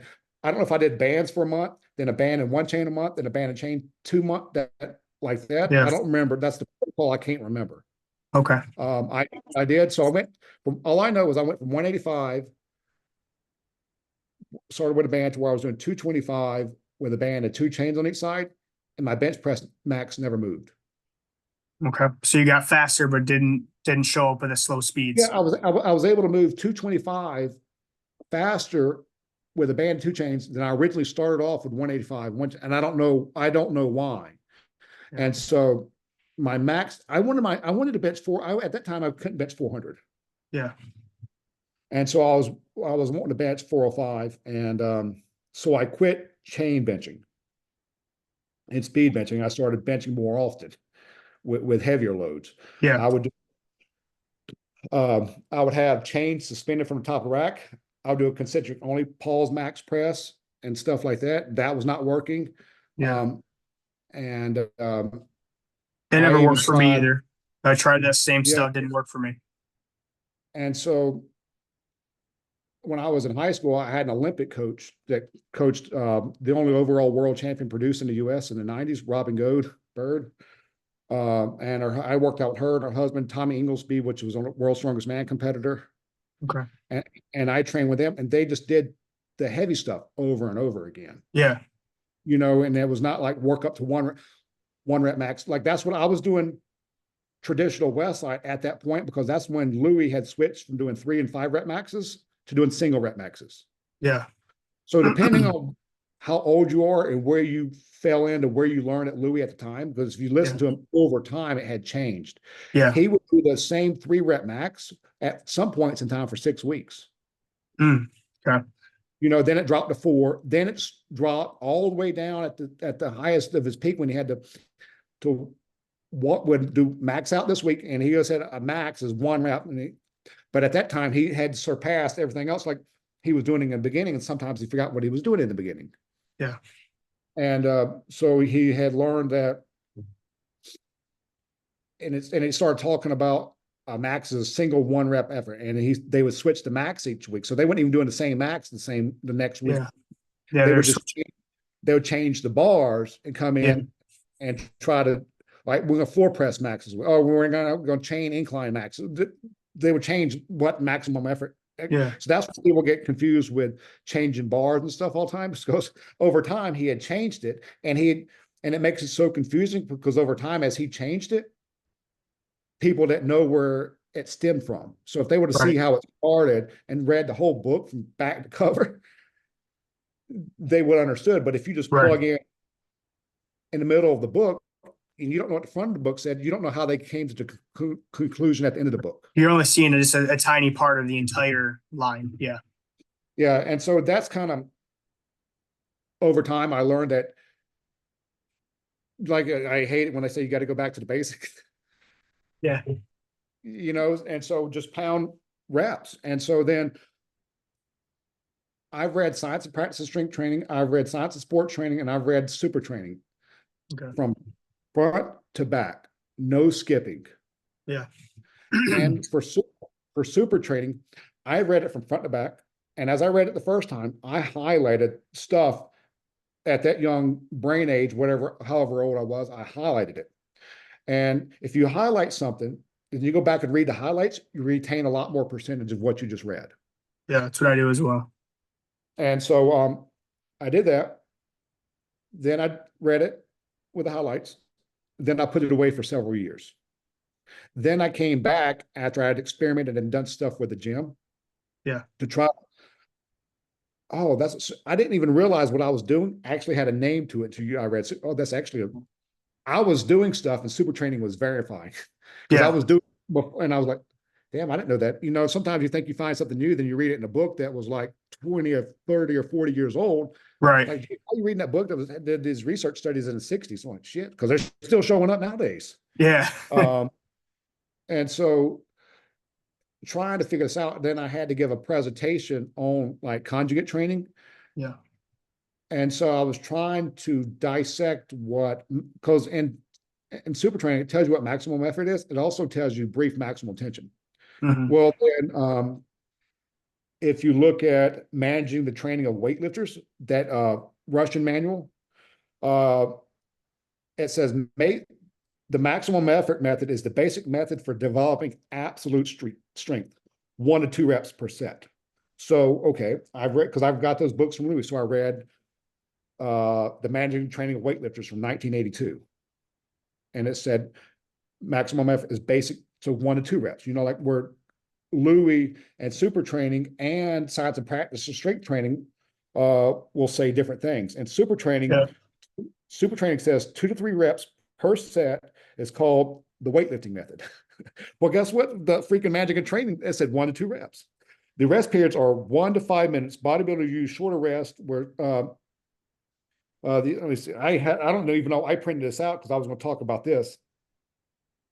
But it says bodybuilders use shorter rest where sport athletes use and need longer rest. Yeah. And so then I read an Apollocan book because he actually had the rest breaks breaking out per percent used in whatever you're lifting. So like if you're lifting at 90+%, you need 5 to 6. I don't have it in front of me, but it would tell you how long to rest based off how stressful the load was. Right. And I didn't know that was a thing because I thought I came up with 5-minute rest breaks. Yeah. And how I started it, and you start these things and you're like, well, damn, I thought I did that. And there's actually research. Why was this not presented to me in school? Right. But how I figured it out is I was bench pressing at the gym. Yeah.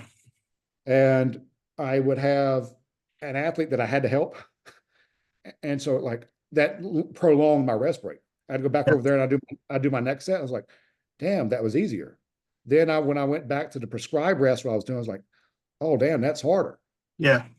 And so I said, well, we're resting about that amount of time between lifts and competition. So if you go to bench press or like if you go to powerlifting competition, you're resting about 5 or so minutes between each, sometimes longer. So then I just started training like we rested. Yeah. In powerlifting competitions. And we were able to make more reps in our gym. So the whole thing about the gym is you never take off weight to make your reps. You just rest longer. Yeah.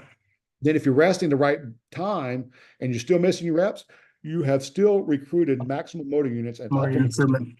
Yeah. Yeah. So it don't matter. Have you noticed the rest periods? I've noticed with my kids. So once they're squatting in like the 400s for reps, I've noticed they need longer than 5 minutes. I've noticed they need upwards of like 8 minutes sometimes for my stronger kids. I noticed for benches, 5 to 6 minutes seems to be pretty ideal. Have you noticed going past 5 minutes? What's the upper threshold of rest from what you've seen? I don't know.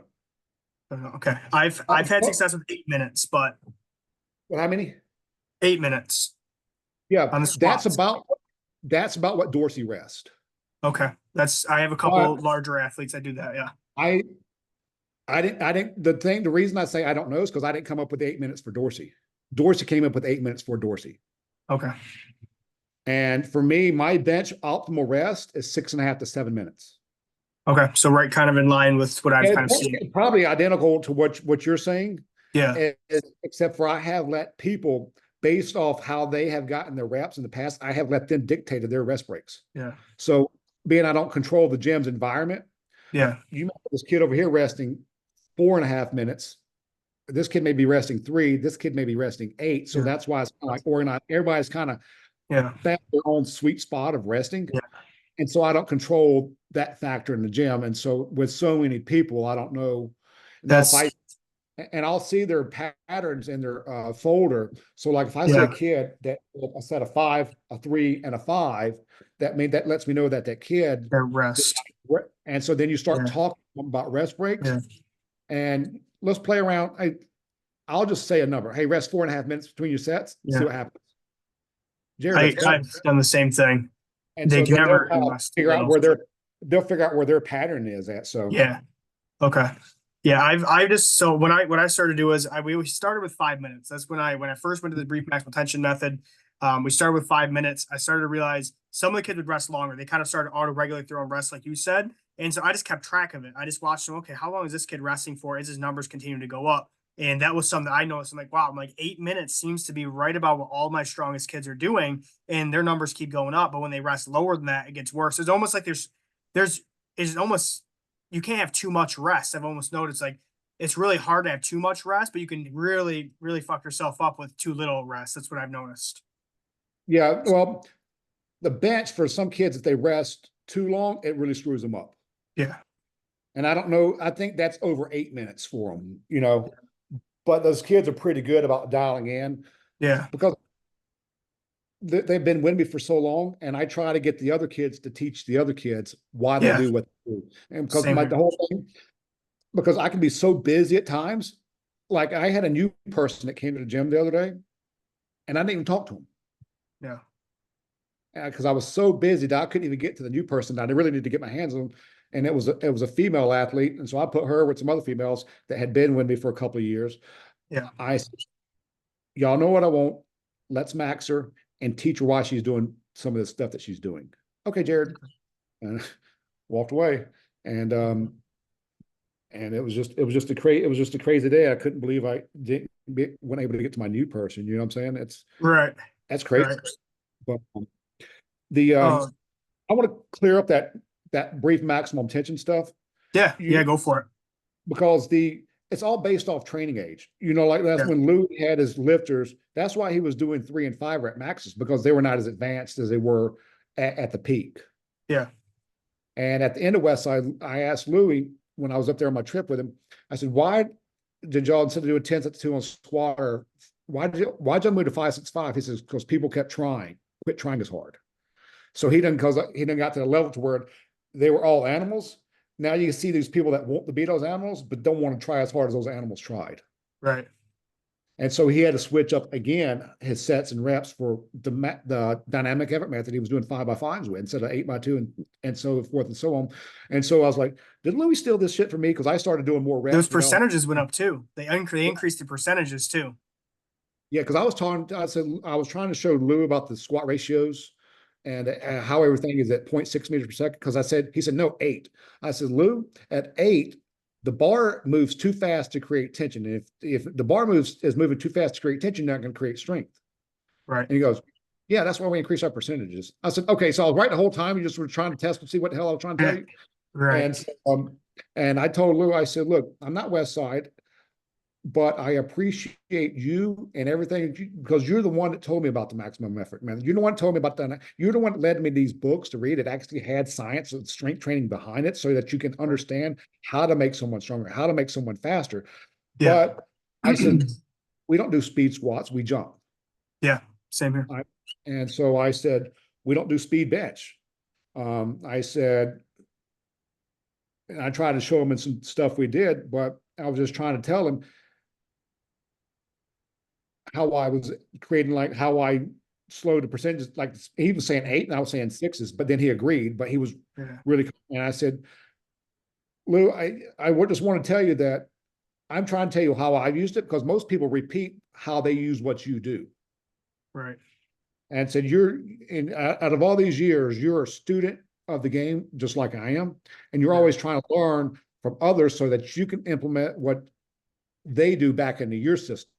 How Right. have you tweaked? How have you tweaked West Side so that when I repeat it back to you, now you can go use it with your guys Right. instead of me repeating what you say all the time and trying to Right. please you. And that's why I told him.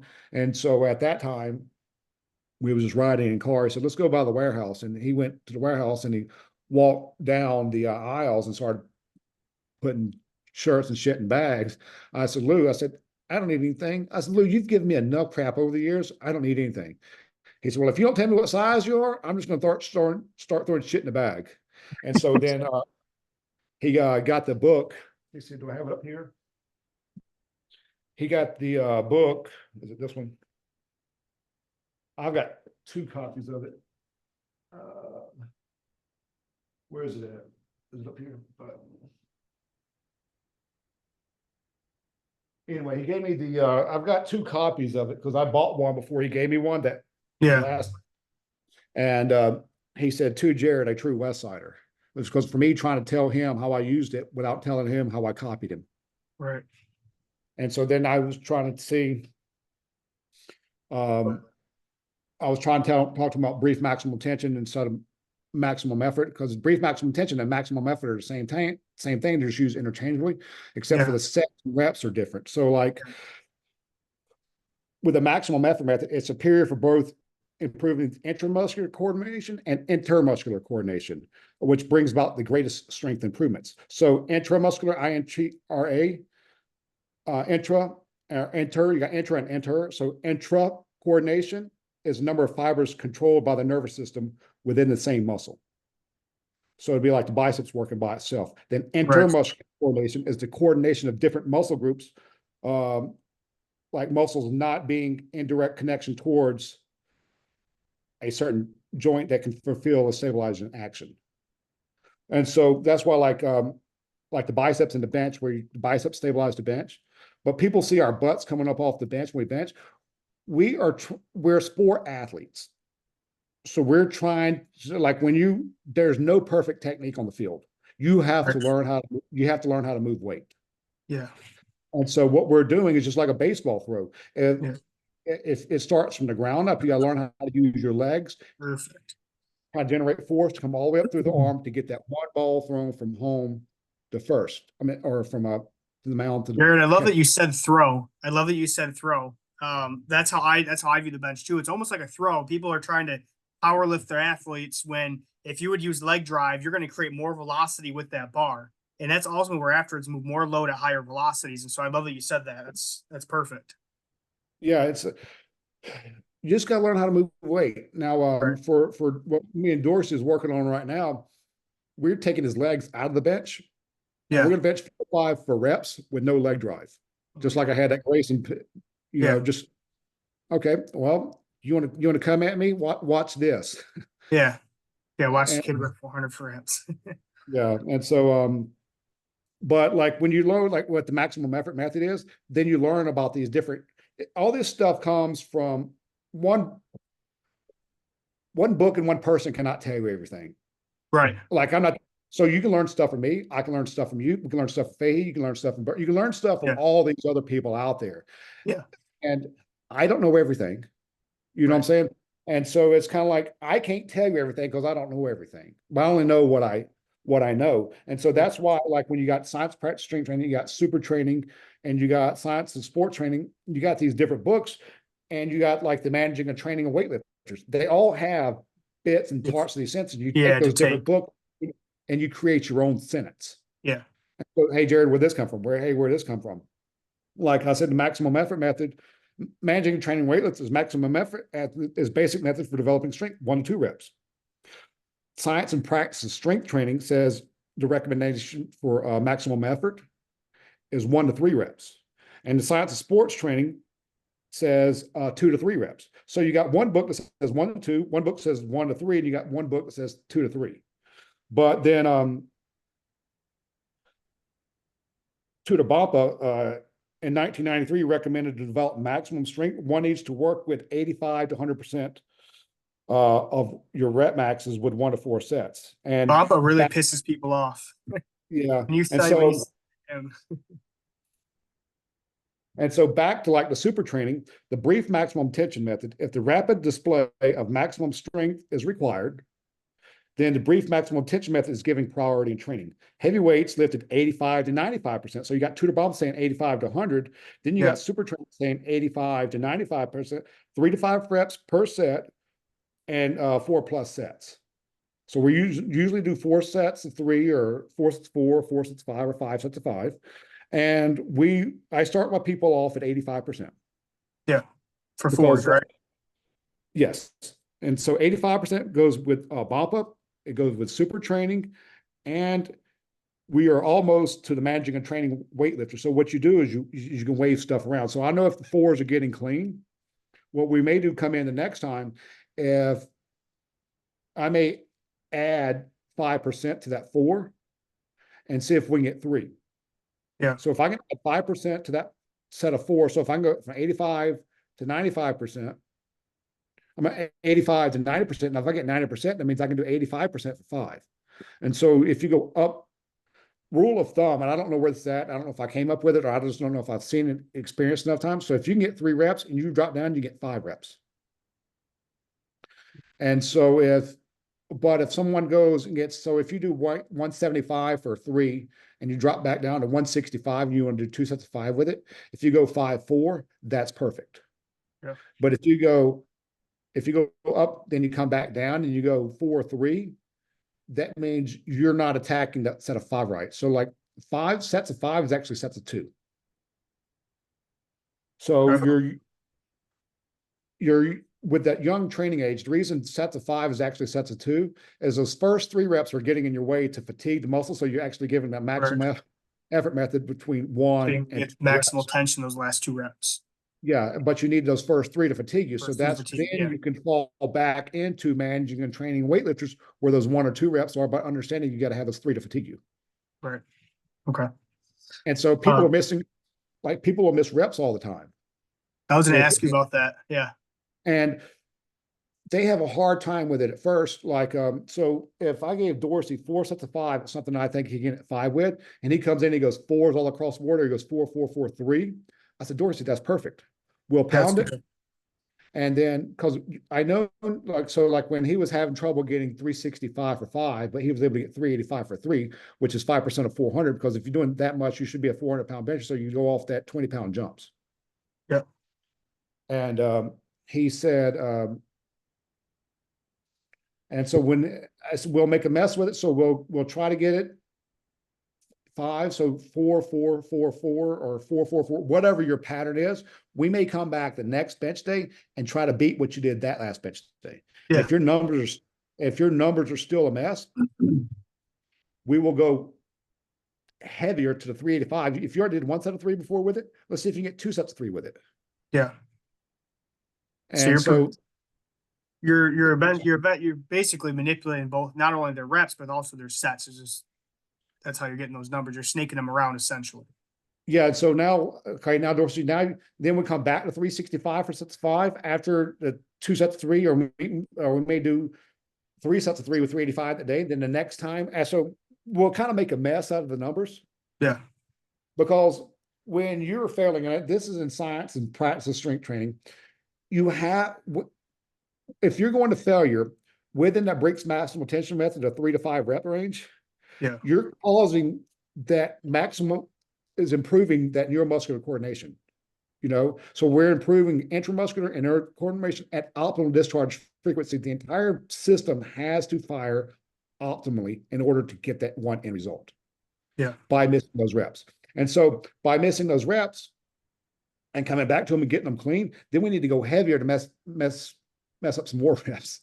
You know what I'm saying? It's kind of almost like pottery. You throw a bunch of shit on a plate, you get mold up just right. As soon as you get it right, it's got to come back down and it's got to come back up until it starts to become perfect. And that's all you do. Right.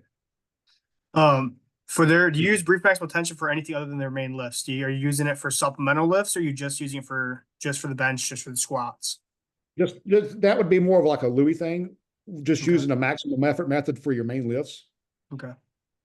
And then my accessory stuff will be done in different waves, if anywhere between say 8 and 12 reps.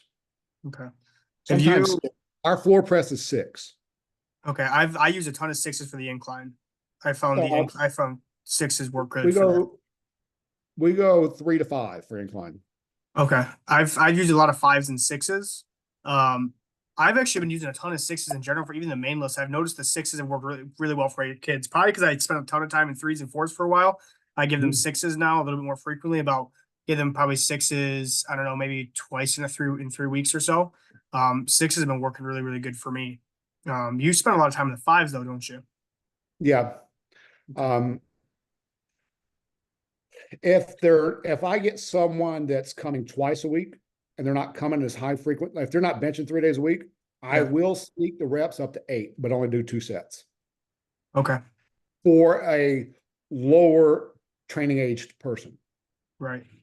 Okay. Have Our you floor our floor press is between 4 and 6 reps. 4 and 6 reps? Okay. Have Now you the thought about other stuff being lower reps, like knowing that you can potentially hurt discharge frequencies with those higher reps? Have you thought about like rollbacks? I use a ton of rollbacks. Have you experimented? I know you do the press styles, you do those really heavy. Do you use a lot of threes and fives for like some of your accessory work, or do you mm, keep those relatively high? our press downs will roll between 3 and 9 reps. Your 9 reps, okay. All right. Um, just depending lat pull that. Not everyone. Yeah. Once they've earned the right for me to manipulate their press downs or manipulate their floor press, Yeah. um, rule of thumb on the press downs, if we want 8 to 10 or 6 to 8, that range, Yeah. if you're we typically our accessory works is always done with about 3 sets. Okay. And so the first set can be okay. The second set, okay, so if you got 8 to 10, what that means is you don't do 8 or you don't do 10. If you do 10, you add weight. Yeah. If you fall below 8, Yeah. then that's when like on the cable stack machines, I let the kids choose. So rule of thumb, like if you want floor press and I say 3 sets of 6, rule is if you get 6, add weight, but if you fall below 4, take off weight. Okay. So you're using a range. I like it. And so then if I think the kid's beat up, if I know they had a really bad bench day to where he could just do sixes and be smooth all day. It's dependent upon where I think what that particular kid needs at that time. Okay. And so that's more about me always. That's why I don't have any interns. It's always me. Yeah, I see that now, especially for myself coaching. Like, there's decisions that you're going to make just based off your own experience. You can't teach that to somebody else, and nor would you want someone else to handle those. Because I've said this to other coaches. I talked to Bert about this. Like, West Side was West Side because Louis, and explosive is explosive because of you. And you can have all the same ingredients, right? You can take your brief maximal tension. You could take Louis max effort, but you're not going to get the same result. It's the chef that makes the difference. I think that's something that I admire a ton about you is that you're the master chef in my opinion on all the strength stuff. Like what you're able to do nobody else is able to do across the country. And so I can take some ingredients from you, my result looks different. And so it's all about the chef, and the things that I do is different than what somebody else does. So I really like that. Yeah, the Michael, when he was in town, he said only at this gym would you have another high school kid shit on another high school kid for missing 350 for reps. Yeah, he Uh, told me that. and I, so like Dorsey was making fun of this kid. He's a high school junior, and he was doing 350 for 4 sets of 5. wow. And so this high, and they Dorsey and Bartek are about the same weight. Okay. And so Bartek missed his last rep on his last set, and Dorsey was giving him shit for missing 350 for he missed he got 19 out of 20 reps. Wow. And so then behind him, some other kid was benching 315 for reps and things. So to me, that I see these kids benching 350. Like last year, I had 5 high school sophomores bench 315 plus. It's awesome. And It's awesome. and and so they're to me, when you've got that number of people bench 315, everybody thinks that's the gym. That's common. If you're 315, you're Yeah. still, you know. Yeah. But for me, me seeing that all the time because you always have those. It's just like in high school where you got these kids in a wave. Yeah. You got your seniors, but these freshmen are seeing the seniors. Now this freshmen, Yep. when it comes their time, they are Yep. those seniors. And That's where I'm at. Yeah. it's just the ball that keeps rolling because now you Yeah. give those younger kids, like this one kid over here, he came in with a 165 bench in November, and now he's already at 265. Wow. So, and so he went up 100 pounds since November, and we are just at the beginning of May. Right. 315 at 165 pounds, you never think you'll get there. Right. But when you see everybody else in the gym benching Doing 315, it. then you go from 165 to 180 to 220 to 235 and to 250, now 265. 315 is next door. Right. And so what happens is they see those gains and they'll want to keep coming because they Right. know what happens when they like this one kid right here. He was inconsistent, but he went from 125 to 145 to 160 to 180 to 180. So he stayed because that 1 month he went on like a week and a half European vacation and something else happened. And Yeah. so his bench stayed the same, but then he came back and he hated the fact that he didn't go up. So that 180 went to 215 the next month. Wow. So you went from 125 to 215. Yeah. And so now you're 215. After 215, everybody wants to play bench two. This kid's 13 years old. Right. So we're trying to get a 13-year-old to bet. Yeah. The kid's not even been at the gym a year yet, and his bench is already going up 100 pounds. I was going to ask you about your nephew, Zach. Yep. Yep. So when did he start training with you? Because I see he benched what 300 as an eighth grader, 300 something in the eighth grader, and now he's benching probably almost 400 at this point, really, really close. Uh, yeah, Zach, when Zach started, he was one of those young ones like Colton. And Okay. another kid named Zach Seymour. Zach Yeah. Seymour deadlift. Louis told me I was crazy because I had this 10-year-old deadlift triple body weight. Nice. And Lou thought I was crazy. I said, Lou, they can handle it. Right. And so although Zach's my nephew, he's just like the other kids at the gym. Right. You know, I made him cry. I made him he put his hood over his head and went down on the, I mean, this is when he was younger. Yeah. You're going to cut, you know what you're going to do on squat day? You're going to freaking squat. You ain't getting out of that shit. Just like that little 7-year-old kid. I squatted the 7-year-old kid until his neck was almost raw because he didn't want to listen. And I told his dad, he said, yeah, he'll be okay. And because I didn't want to back off of him trying to get out of it. So Get out of stuff. Yeah. the thing is, you're going to come to the gym, you're going to squat. If it's squat day and you're supposed Squat. Yeah. like Zachary comes every day. Yeah.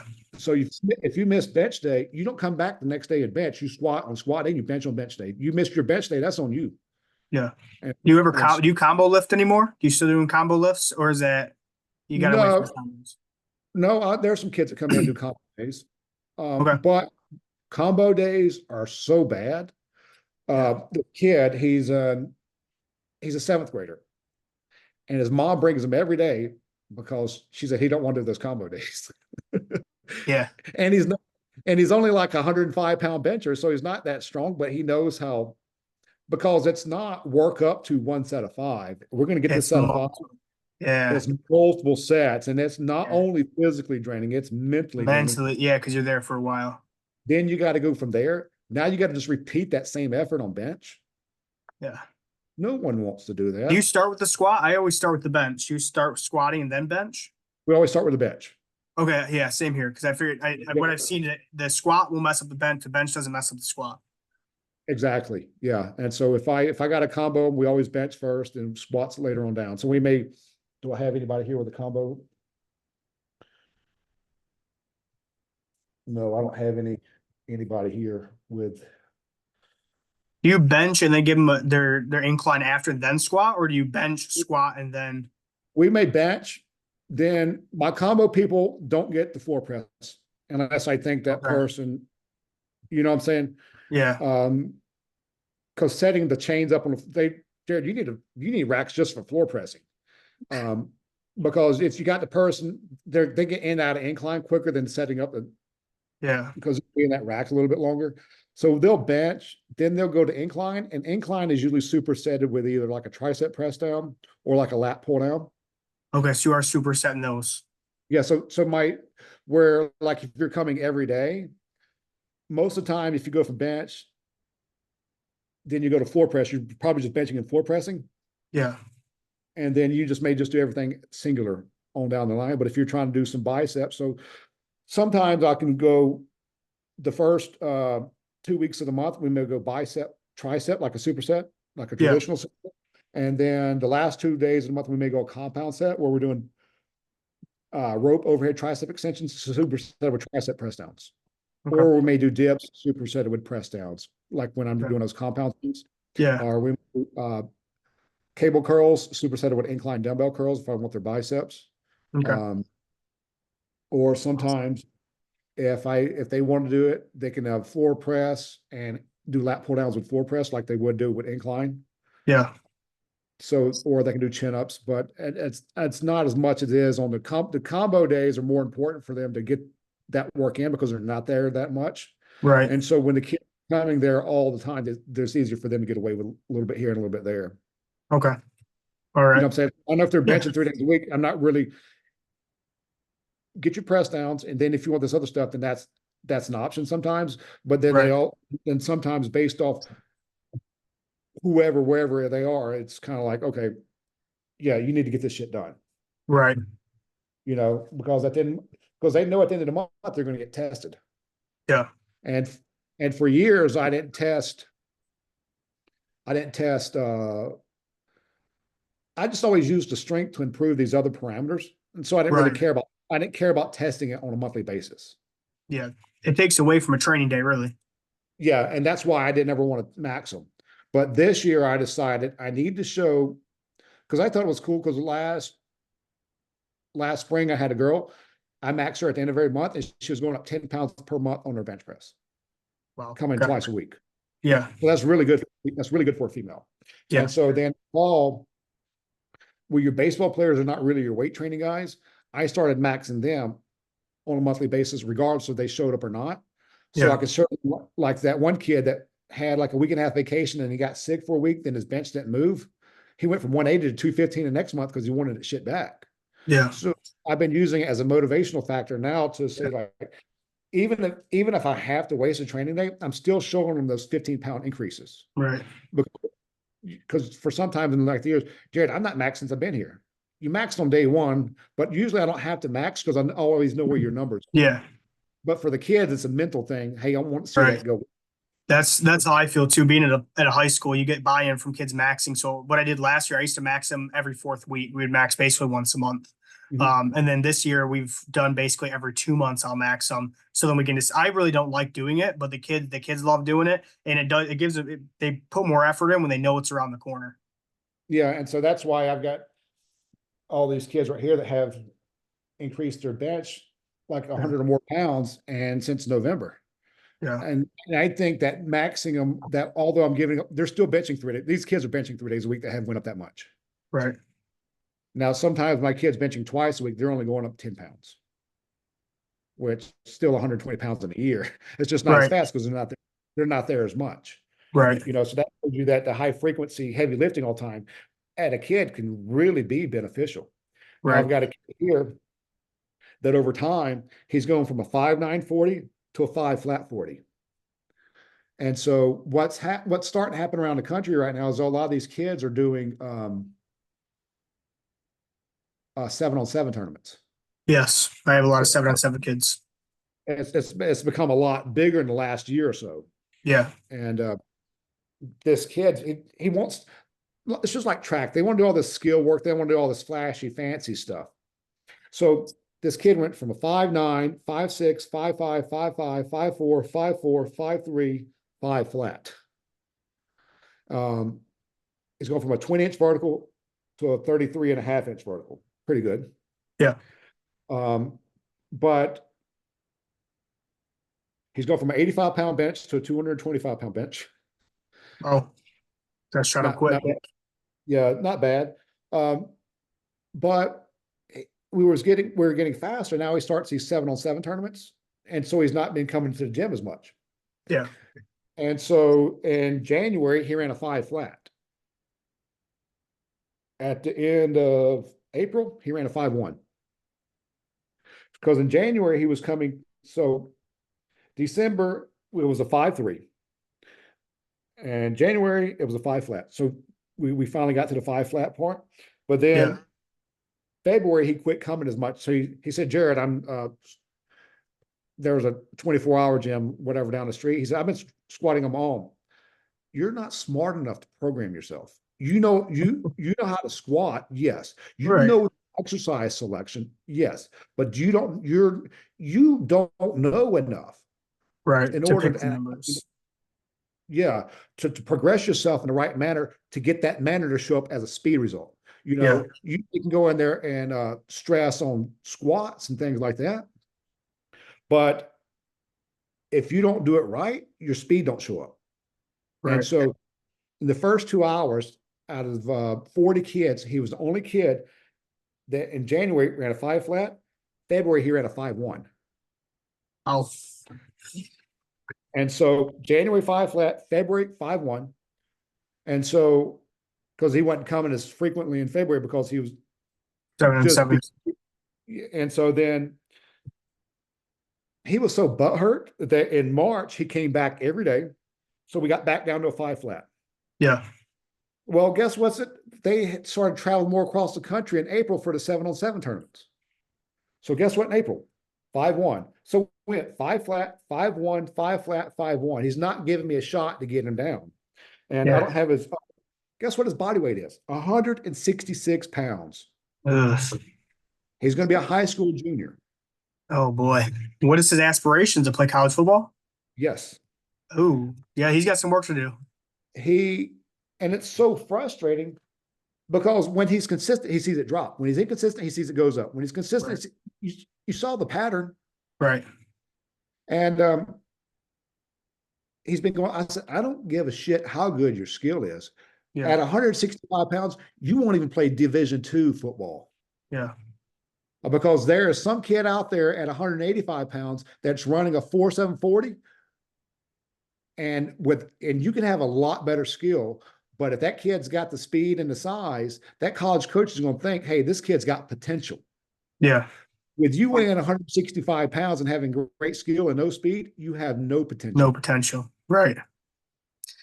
Do you And deal so with do you his deal buddies, with parents that don't think their kids do enough? You deal with parents that like they don't think their kids do enough at your gym. They need to do more, or they need to do these 7-on-7s because they're not. You don't. Do you deal with that a lot or no? um,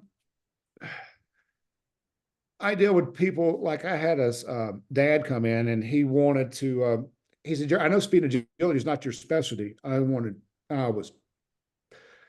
said, just because we don't do it does not mean I do not know it.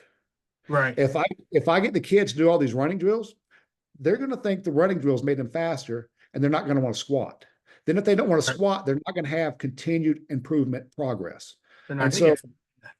And so that's why I try to do as much of not running and jumping as I can to show them, hey, you see how you got faster without any running? Yeah, that's crazy.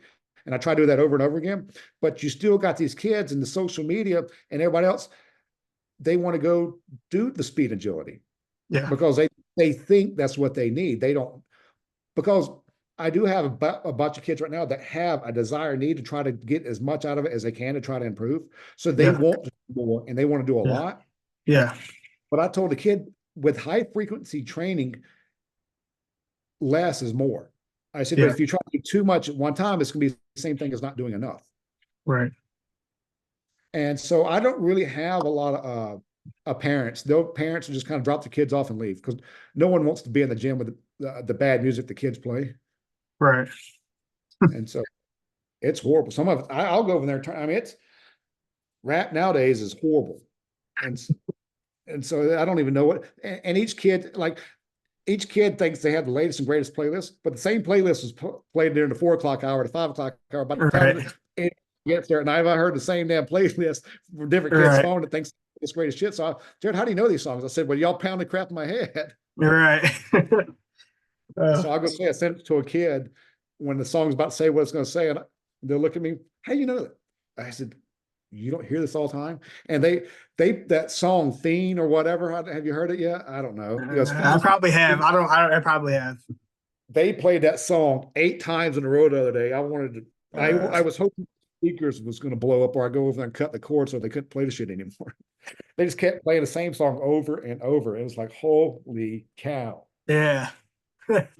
So you don't deal with that many parents. Like they kind of just leave.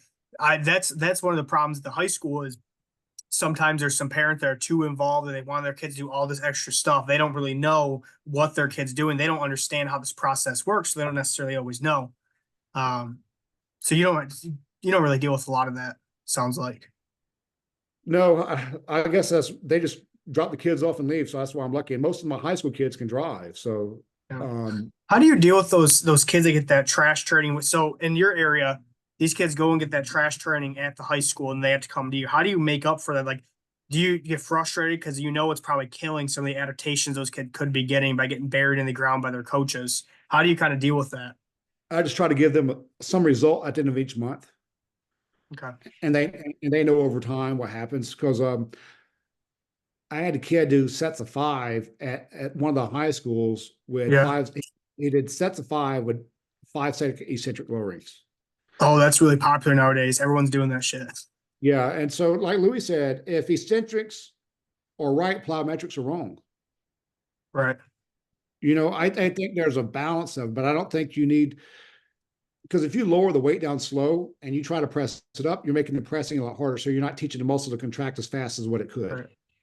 And so I don't really do, I may do some tempo work with some press downs, some lat pull downs, some curls and stuff like that. But my main lift, squatting and benching, we get after it. Right. Yeah. Same here. For like some of the younger kids, because I do have tempos written on their sheets. Let's see. Like a lat pull down, I got a 4012 tempo written down for them. And some kids do it, some kids don't. But like if I think a kid is just flailing away at the weight, I'll teach them so that they learn how to feel the muscle. That's the only time that you need to kind of do that stuff. But if like Dorsey and all them, they don't do that stuff. They just get after it on everything. Right. They already know how to feel it. But if you got a young kid that has a lot of inexperience, sometimes I teach them that. Then after they learn how to feel the muscle, then they go away from it. Yeah. Okay. I know you pulled a lot of folders and a lot of information here. Is there things that you want to share on here? There's some topics that you want to talk about. I know that I definitely cover brief maximal tension. I want to talk about that. What are you guys doing different with the jumps nowadays? Are you just dumbbell jumping them, or I have the plyo swing. The plyo swing is my big thing. I use the plyo swing a ton. I know you got rid of the plyo swing. We had that conversation a couple of years with the plyo swing. Are you doing any other jumping based stuff other than just dumbbell jumps? Or are you really sticking with what works? I usually just stick with what works. Let's see, a kids for like high schools and stuff like you. Yeah. I'll have those kids. Like if I got a kid that has got to be in and out, they'll do a set of, instead of jumping with them without weight, they'll squat, then they'll go do a dumbbell jump. Okay. In between the squat sets. Let's see. I'll read a kid's sticker. This kid had A1, A2 was a box squat with dumbbell jumps. So he did 2 dumbbell jumps in between each set of his squat sets. Okay. And that kid had 280, 3 sets of 3, and 295, a set of 3 for a squat. And so then he would go jump, he'd do 280, a set of 3, go do 2 dumbbell jumps, rest 5 or whatever minutes, then go back and just kind of repeat that process. Then after that, we did back attack for 3 sets of 10. I wanted to ask you about that back attack. Is that relatively new, or have you had that a couple of years? I just had it a year. Do you like it? It's a little weird. The kids like it, but I don't know if it's actually producing any result. Okay. You know what I'm saying? Who'd you get it from? Sorinex. Sorinex. Okay. And then so we went box squat, dumbbell jumps, back extensions by itself. Then we did box jumps with ab wheel. So they did a set of 3 box jumps, set of 3 ab wheel, a set of 8 on box jumps, set of 8 on ab wheel, set of 8 on box jumps, ab wheel. Then we went from there to eccentric Nordics with straight leg deadlifts. Then we did tread sled. Okay. How long does that workout usually take that kid? About an hour and 15 minutes. Hour. 15. Okay. With So most of that then, time spending with the, well, I guess you're well, using the because yeah, you dumbbells. see, he jumped in between his squats. Yeah, so that's where you're saving time at. Okay. And now some kids, all the kids' folders may say that same thing. Like Yeah. I don't know Dorsey's folder, but Dorsey's going to be traditional explosive, squat, jump, then get the accessories. Yeah, that's how I run it at the high school. Yeah, that's most like doing it with the squats in between doing the jumps in between the squats has been more beneficial for the kids that don't want to do their dumbbell jumps. Okay. So if you get kids that kind of want to skip, if I do the dumbbell jumps in between the squats, they're more likely to do it. May not be getting the best results, but it's enough to get a result at the end of the month to show them that they can improve. Then if they see Right. that they can improve, they may want to continue to try to, oh, I actually got better. So a lot of kids don't want to do stuff if they feel like they're bad at it. Yeah. And Yeah. and so I try to give them a result so that they can see they're improved. Then if you give them enough improvement results over time, they'll start trying at it. Because Dorsey Yeah. was the same way. Dorsey didn't care or try at first.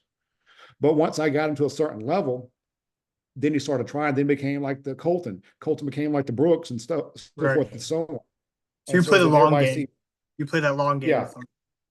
And you just hope they're there long enough so that you can prove to them that you can help them, Right. depending on the kid. Right. And so now Bartek's chasing Dorsey. Bartek is stronger than Dorsey was at this time last year. Okay. What's his body weight? Is similar in body weight? Yep, same body weight. Same body weight. Okay.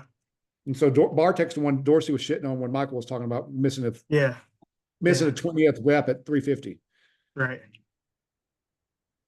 And That's so crazy. it's That's crazy. Like I said, that then you're seeing then your you got my kids nephew do it. Zach. Tells Then everyone my else nephew Zach's coming behind them. yeah, that's what I'm excited to see how he kind of develops because like you've had this track record of having these kids start so young. You had to have learned so much from having Colton and Cody. Like Zach, you probably have dialed in perfectly. Like he's probably going to surpass what they were able to do. Yeah, and And he's a bigger kid too, isn't he? He's bigger. He's kind of built like stocky, like a lineman, right? yeah, he's sneaky fast. Yeah. He's about 180 pounds, not very tall. Oh, okay. Yeah, he looks Um, big, but when you bench like 300 some pounds, you look pretty big. yeah, and the, now I posted him doing a 515 squat as a high school freshman, Yeah. and he did that. That was a regular squat. Yeah, I saw that. He box squatted the entire time. That's the only time he regular squatted was to do that 515 Hmm. because he knows the box squat's going to make him sprint faster. Yeah. So he'll box squat, but then they'll go to school and regular squat and things like that. So he got some practice doing it, but he was really just hammering those box squats. yeah, because he did 425 sets of 5 on box squat with a safety squat bar. Yeah. That's impressive. And so he'll go over there and try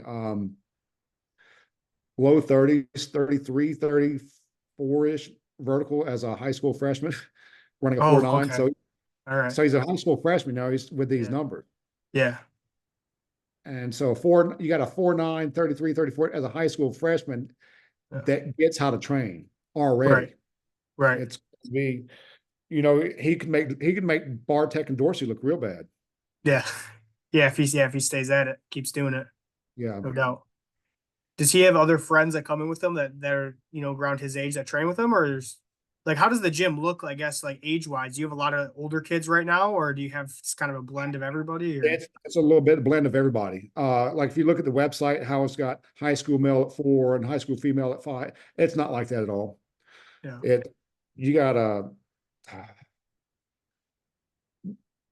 You got I had so many people yesterday there at 4 o'clock. They said, Jared, you need some more racks. I've got 7 squat racks, 2 benches, and 2 monoliths. I'm going to order another monolift this year.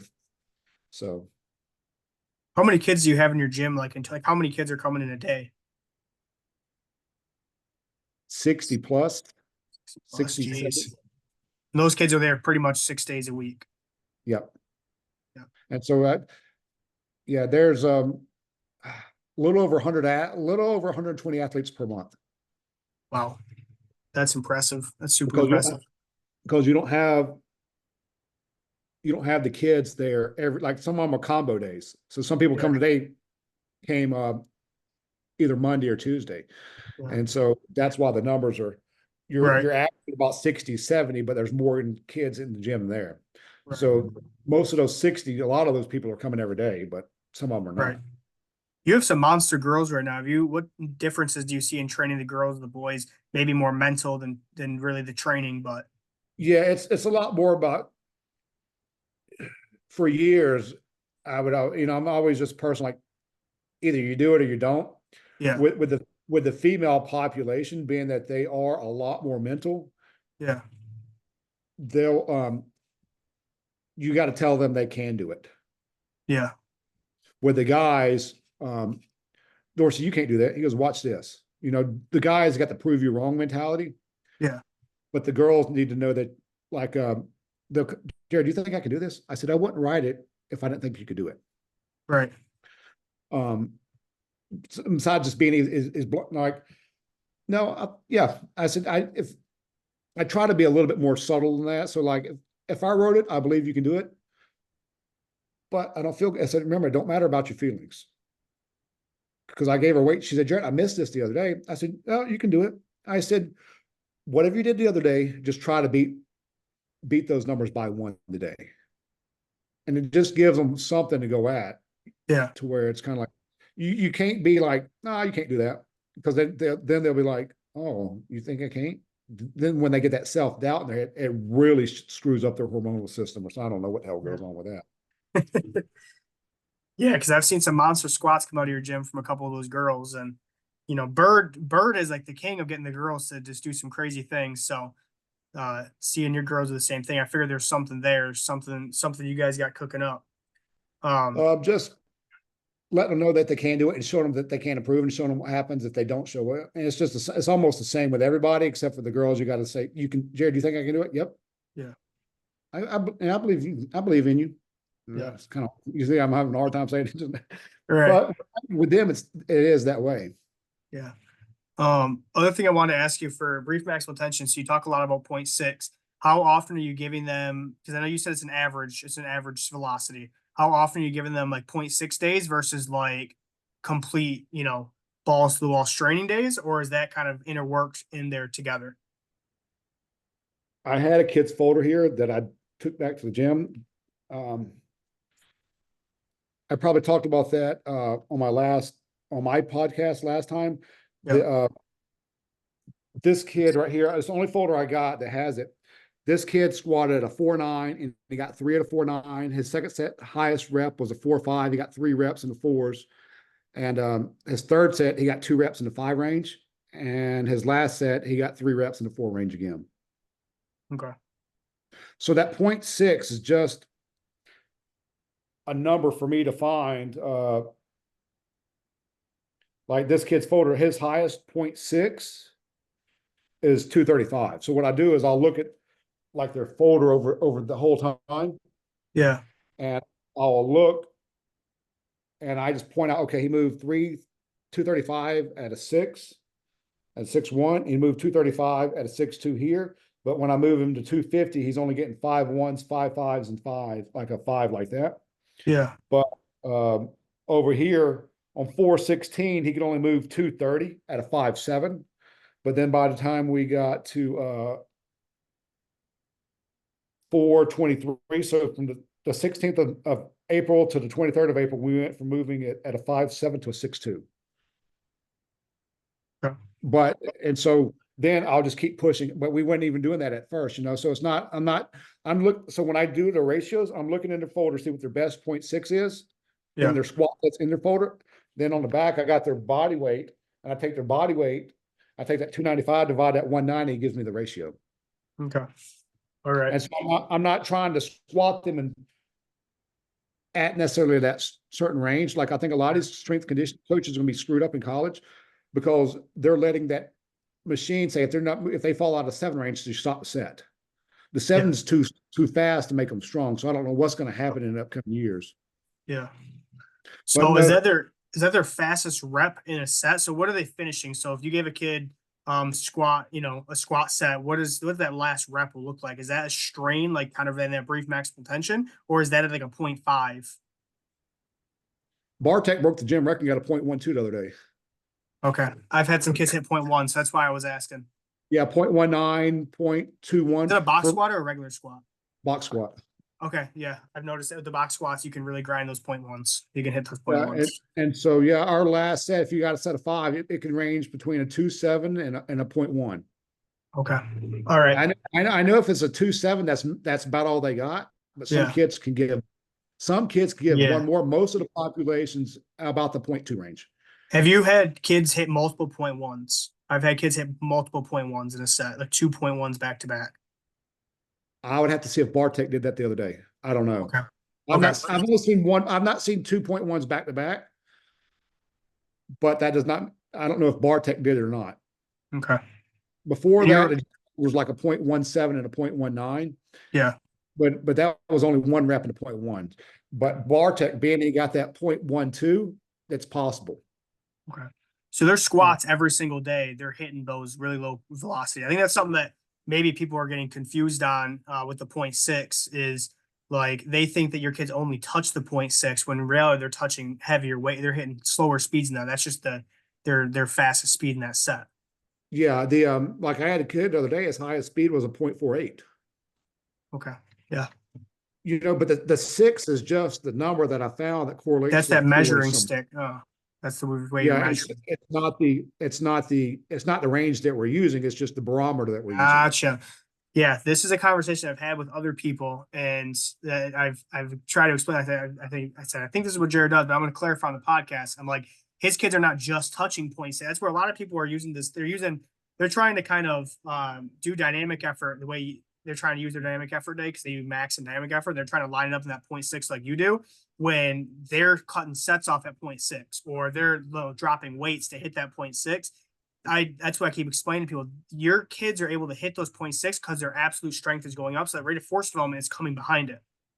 Yeah, and that's why these college coaches are going to get so screwed up allowing these different velocity-based systems to cut these kids off at a higher velocity.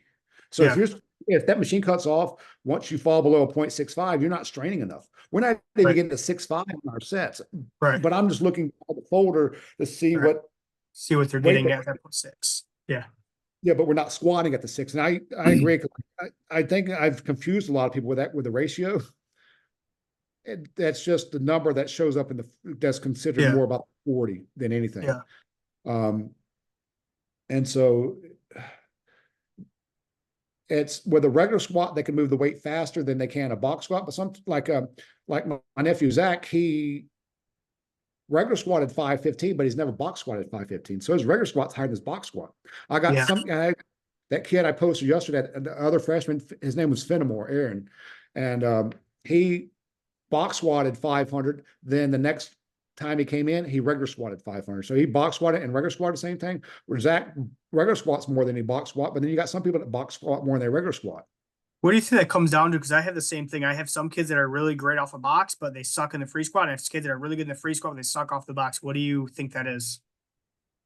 I think that box squatting is a skill, so that they got to still learn how to do it, and regular squatting is a skill. So I think it's what they're exposed to the most over time that Okay. allows them to understand how to do it. Okay. Yeah. But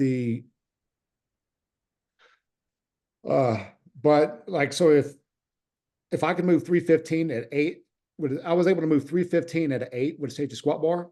Yeah. Regular squat. But when I box squatted, I put the box under me, I was only able to move 275 to 5.3. Mm. Okay. So like I can move regular weight faster than I can the box squat weight. So although some people can squat more off the box. So like if you squat 500 off a box, but you're going to regular squat 455, your squat speeds off the box are probably slower than your regular squat. Gotcha. So Okay. because all the box squat is a static dynamic method where we're increasing Yeah. our rate of absolute strength. With the regular squat, you're using more elastic energy to stand up. Yeah. So you got a little bit more recoil strength. Okay. That's why the box squat correlates to the 40 because you have to accelerate from nothing. Right. From a dead stop. Yeah. Yeah. Okay.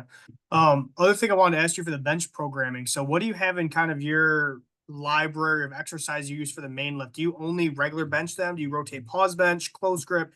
What do you kind of have in that library of bench exercises? We'll bench, regular bench. Yep. We'll Larson press. Larson press. Okay. I've got my girls right now Larson pressing. Okay. We'll bench. We will pause bench. we will Larson bench, and we'll Larson Paul's bench. Okay. So it just depends on like, You do any close grip work or no? no, we'll save that for the floor press. Ah, okay. I get it. Yeah. I like it. Because I need to keep, I'm trying to keep the bench the same. I'm trying to accessorize the bench with the close grip chain floor press Yeah. and with the press down. So that's where our stuff comes from with that. Or that Paul's incline. Sometime we may have a medium grip Yeah. Paul's incline, but I try to keep the bench the same. Okay. I've done the same thing. I kind of got away from the close grips a lot more this year. I really started just to hammer pause bench and regular bench and just kind of move with those. And I've kind of noticed the same thing. Um, as far as your squat library goes, you're back squatting, you're box squatting, you front squat a little bit, and that's about it, right? And maybe with Yep. some chains, sometimes with some chains. Or I you haven't have, done that. I did that in the past, but I've gone away from it. Why have you went away from it? I just didn't see it correlating to anything. I know me and you had a conversation about the bands a couple years ago, how they're just not as consistent. Mhm. So that's why you're not used. Do you use any bands for anything else? You use nope. Okay. No, yeah, I've got a lot of them. They use them to pop each other with.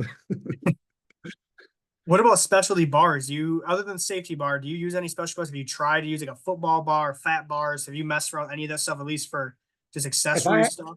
if I have a kid with an AC joint, I'll try them with a football bar. Football bar, okay. Or I sometimes I can floor press them with a football bar. If they've in the past, I've used a football bar if their kids are coming in season to bench them Yeah. with that during season instead of the regular bar. Yeah. But Okay. besides that, it's just mainly just straight bar bench all the time. They wear bench all the time. Okay. Have you And seen the Mars bar? You have any experience with the Mars bar? I don't like how low it sits down on the back Okay. because Do you that think it's is, too hingy? Turns into too much of a hinge where you're not getting that leg drive? Is that what you're yeah, looking at? yeah, it's taken away from your legs. Okay. That's why I like the safety squat bar off the box gives me the best results because the bar sits up higher. So now Yeah. I think if I wanted to give myself the lower results, I would, although it's only about how much weight you can squat a certain way that's going to give you the result. Right. You know, like with like maybe like a Mars bar where it's sitting down, you may be squatting 300 with it, but you also may be running a 5.8 40-yard dash Right. because it's not giving you the leg drive to start out your 40. Yeah. Now for top end running speed being it's more hingy, Yeah. it may help it That's depends on what yeah. it really depends on what you're measuring. Being that I'm measuring the jumps and the 40s and the short sprints all the time, the tools I use are for those things. Yeah. Now, being I don't have any, like if I had like a track athlete or something like that, I may use something Yeah. to see, but I don't, but if it's, I know when they regular squat with a low bar on their back, Yeah. the box squat does not change the 40-yard dash. Huh. And so with the Mars bar, if I drop it even lower, I think I'd still get the same result. Yeah. Now I said, I think, I don't know. Yeah. I've talked to Bert about this and he said kind of the same thing because that was kind of my theory on it was that it's not going to transfer the jump, it's going to transfer top end. And he has a ton of track kids. And so he does a lot of deadlifting. You don't do a lot of deadlifting, you're more squatty. So that's kind of the theory I had, but I just wanted to clarify if you ever use it or what kind of things. I know Michael does. He last year he did a ton of like deadlifting and things like that for the flies because he's really big in the flies.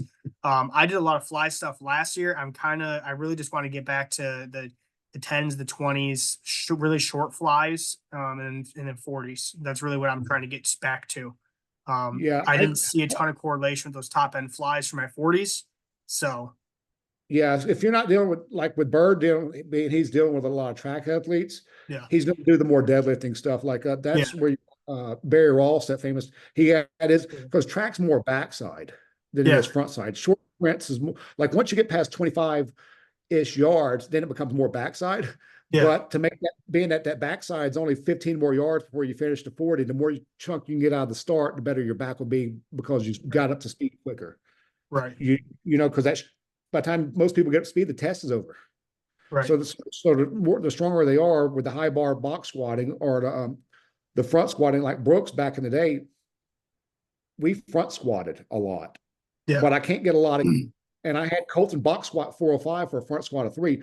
I can't get all the kids to hold that front squat, and they don't want to grind with the bar on their back. yeah. And for them, It's And easier to forget dump about it when, that same effort with the front. yeah, Uh, Now, if I had my order of exercise to pick where I had to, you can jump, you can improve your jump and your 40 with a box squat guaranteed. Your second lift would be your front squat. The third choice would be regular bar back squat. But I don't see the running. You've probably heard me talk about the story with the two kids before. They were running.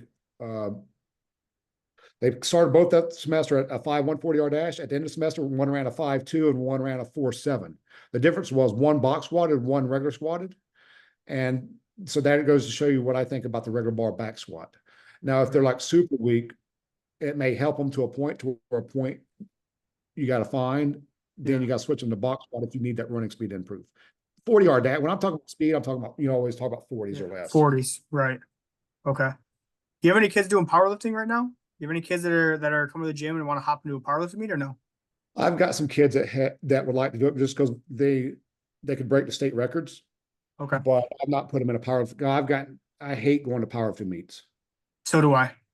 So do Just especially like back in the day when early like 2010 and 11, they were more forgiving. So like if I had a group of 8 kids and that one kid was lifting on Sunday and the other 7 were lifting on Saturday, they'd let that one kid lift on Sunday with the team explosive. Yeah. But now they've gotten more stringent with the rules to where, nope, that kid's got to lift on Sunday. So you're going to let that one kid lift. So now I got to kill 2 days at a powerlifting meet. Right. Because I got to shut the gym down to go to them. Right. Yeah. And so now I got to go up there for that one kid that you didn't let lift with this. So I just kind of like, okay, if we're all can't lift the same day, I'm not going to do it. Right. Yeah. It's powerlifting at the high school level has gotten really big, at least in Michigan. Like they've really blown up those powerlifting meets and got them relatively big. So a lot of kids are trying to do them now, but yeah, they're a pain in the ass. They're a pain in the ass to do. Especially when you're there from 6 o'clock in the morning, 6 o'clock at night or later. Yeah, absolutely. Trap bars. What's your thoughts on the trap bars? We've got them. We don't ever use it. Okay. You have the I regular, the high handle ones. Oh, I think the high handle trap bar is the worst thing ever invented for the planet Earth. I mean, they're lifting more load, but doing no more performance benefit. So if it's not giving me a performance benefit, I do not like it, do not want to do it. I think it's a waste of time and a waste of life. Right. So I do have one. I know it will help the broad jump. Right. Just like the 45 hyper wheel. Yeah.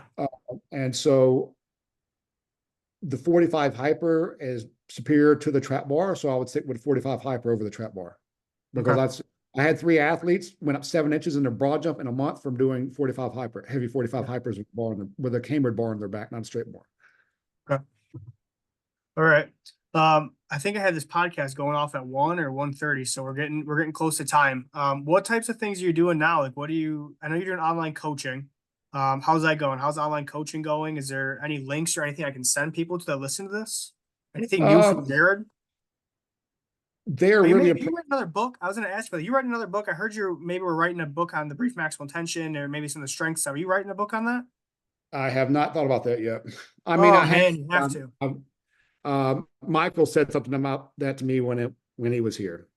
Yeah. I'm going to redo the jump book, and I'll talk about what the brief maximum tension is in it, but a little bit. But I won't give like specific examples.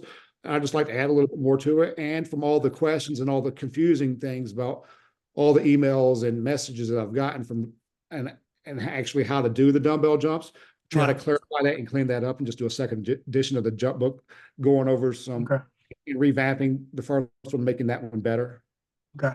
All right. Well, if you what? You get that brief maximal tension book. I want the first copy. You got it. The online training school, I got it limited to just 10 people right now. How's it going? Is it going like the gym, or you don't like it, or? It's very busy. It takes me because I'm giving them specific numbers like I'm giving athletes at the gym. And so I'm corresponding with them to make sure that, hey, what we got, like I had a kid's dad I was talking to yesterday, his name's Owen, and they live in Oregon. And the kid's bench max, I think, was 165 when he started, and now he's pausing 205 for sets of 5. He's doing It's pause bench at awesome. 2. Yeah. And so he's getting the same, he's getting, he's one of those fast gainers, so he's getting a lot of great results from not even being at the gym. So as someone Yeah. out there in the world that I'm helping, I've got 2 guys in Australia that I help. One is a dad helping his kid, and another guy, he was real hesitant to do the online training because he's never, every time he's done online training, he's going backwards with Yeah. strength. Okay. And so, okay, it's just an opportunity to show this guy I'm not full of BS, it's, Right. and so I don't like, sometimes a lot of these people with online training, they just give them like a generic workout without giving them Yeah. specific number. So what I Yeah. want from online people to do is I want them to miss reps like they do at the gym, Yeah. correspond to me so I can figure out which direction and how to twist and turn in order to get Right. that kid better. Like one of the kids in Australia, he went up 20 kilograms in his bench. When one of his friends works out all the time, his dad was telling me, his friend only went up 2.5 kilograms. Wow. So 2.5 kilograms is 5 pounds, while the Yeah. other kids bench 44 pounds. 40 pounds. Yeah. Yeah. And so it's like when you talk, they don't really like we know what pounds are, but they don't really know what pounds are. So when you say Right. kilograms to us, it's kind of like Right. whatever. But you got Yeah. a 5. So like me and you were both benching like 200, and Yeah. then a couple months later, you're benching 205, and I'm benching 245. You're gonna try to figure out what the hell am I doing? Right. And so it's kind of cool to see that. Yeah, I am getting that's fit Australia. That kid's 15 hours away. Yeah. So you're getting the same. And I got a guy in Washington, Joseph. He can't believe how quick he's going up and the strength gains that he's got. So it's more work on my end, Yeah. but it's also really cool to see that it's actually helping the people outside the gym, just like it Right. would be helping the, Right. now I'm not getting a lot of correlation with the 40-yard dash time because of the Hard to system test it. timing. Yeah. Yeah. And so I know their jumps are going up. I know the squats are going up, and I know their benches are going up. And so just knowing that sprinting and jumping are correlated, I know if their jumps are moving, their sprints have to be moving unless they're doing too much like 7-on-7 or some other stuff like that out there too. Okay. All right. And, but yeah, for that, it's always been, I'm glad I'm doing my job. I don't want to do something and not, I don't, you know what I'm saying? Right. Do it. Yeah. You want to do stuff the right way. Yeah, and I'm not because I don't have to do an online training. I'm so busy at the gym. It's just, Right. but it's cool to help people. That's what I'm here Yeah. for. Yeah. So if That's awesome. that one kid in Oregon, I think he's just turned 14. So that could have been another 13-year-old under my belt that bets 225. Yeah. Yeah. So that to me, that's cool. And for this, see them put in and work in that effort and be happy with the results, it makes me happy. So Right. It's awesome. yeah. All right. Well, we're starting to conclude the podcast. I'm gonna have to come visit you. I'm gonna have to come visit Okay. you very soon, probably in the summer when I'm off work and I got some more time. I'm gonna have to come down and do a part 2 of this. We'll have Yep. to record another one. But I really appreciate you coming. Is there any last minute things anything you want to throw out there? Anything new? Anything online coaching? If you need online coaching, go to Jared, Explosive Mechanics. Anything else? No, that's it, Zach. I just All right. appreciate 5 millions. So yeah, if you're down here, you come up here in my podcast room, we do another podcast, do round 2, Awesome. or you can bring your Awesome. stuff and whatever. I'm happy to help. I appreciate what you're doing in the community. Appreciate You're that. I really do. you're the new young stud out there. For you to learn all at such a young I'm age, it's a lot more. It's a lot for you as a strength coach and your learning knowledge. You're ahead of where I was at the same age. Yeah, but I wouldn't have been there without you. And I feel like that's how you probably feel about Louis and those guys. Like that's what I've talked to Michael about was like, you guys are giving me the information that you got to now. I'm going to take the information and hopefully apply it and get better and better and better. Just like you guys started with Louis stuff and made it better. So hopefully that's where I can get to. Yeah, just like the kids now are better than the kids I had years ago. I said, man, if I would have had you, like if I would have had some of these younger kids, like if I would have had Brooks, if I could have Brooks over again, he'd be totally different than he even was when he was, you know what I'm saying? So it's kind of like keep learning, keep going. Yeah. And the biggest thing I say is just test. Yeah.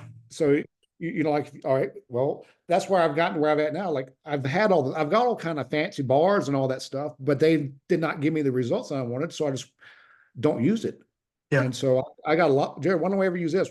The kids still want to use the cool stuff, but I don't use the cool stuff Right. until they get to a certain, like I may let Dorsey do something different because we're at a certain level. But Yeah. now we're in a grind to bench 4 or 5 with no leg drive for 3 reps. Yeah. Yeah. So it's always something we're chasing. Right. And so, and at the end of the month, we're going to test just like these kids that the kid went from a 5 flat, 5-1. We wasted 4 months. Yeah. I'm trying to teach that kid, you're not going to play college football at 165 pounds. Right. Yeah, no doubt. No doubt. You can have all the skill in the world you want to, but Yeah. someone else has got the same skill that weighs more and that's faster. And so Yes. they get trapped up in the skill game, just like the baseball players want to skill, don't want to work on the power. And so all these people, you better have some power. You know, if the strength wasn't so important, steroids wouldn't be banned. Yeah. Weight, there wouldn't be weight class. They wouldn't be separating athletes by sex and gender. And yeah, there would be a lot of rules that would be different, no doubt. Yeah, so that goes to show you how important. Like my golf, I probably heard me talk. My golf swing's imperfect. Female, if you were to video me and video a female golfer, her swing and her mechanics are 1,000 times better than mine. The Yeah. difference is I got a lot more horsepower under the engine, and their average LPGA Tour driving distance is 250 with a driver. My average driving distance with my 3-iron is 250. Yeah. And so I don't know how to correlate that driver to 3-iron if these people don't know the golf world, but Yeah. You went to the Masters just a couple weeks ago, right? I saw that. You went to the Masters. I'm a Masters nut. I'm a golf nut. I got okay. I got a golf simulator at the gym and stuff. Oh, no way. That's cool. And so I said, watch this. I said, this club will go 167 yards. And no way, Jared.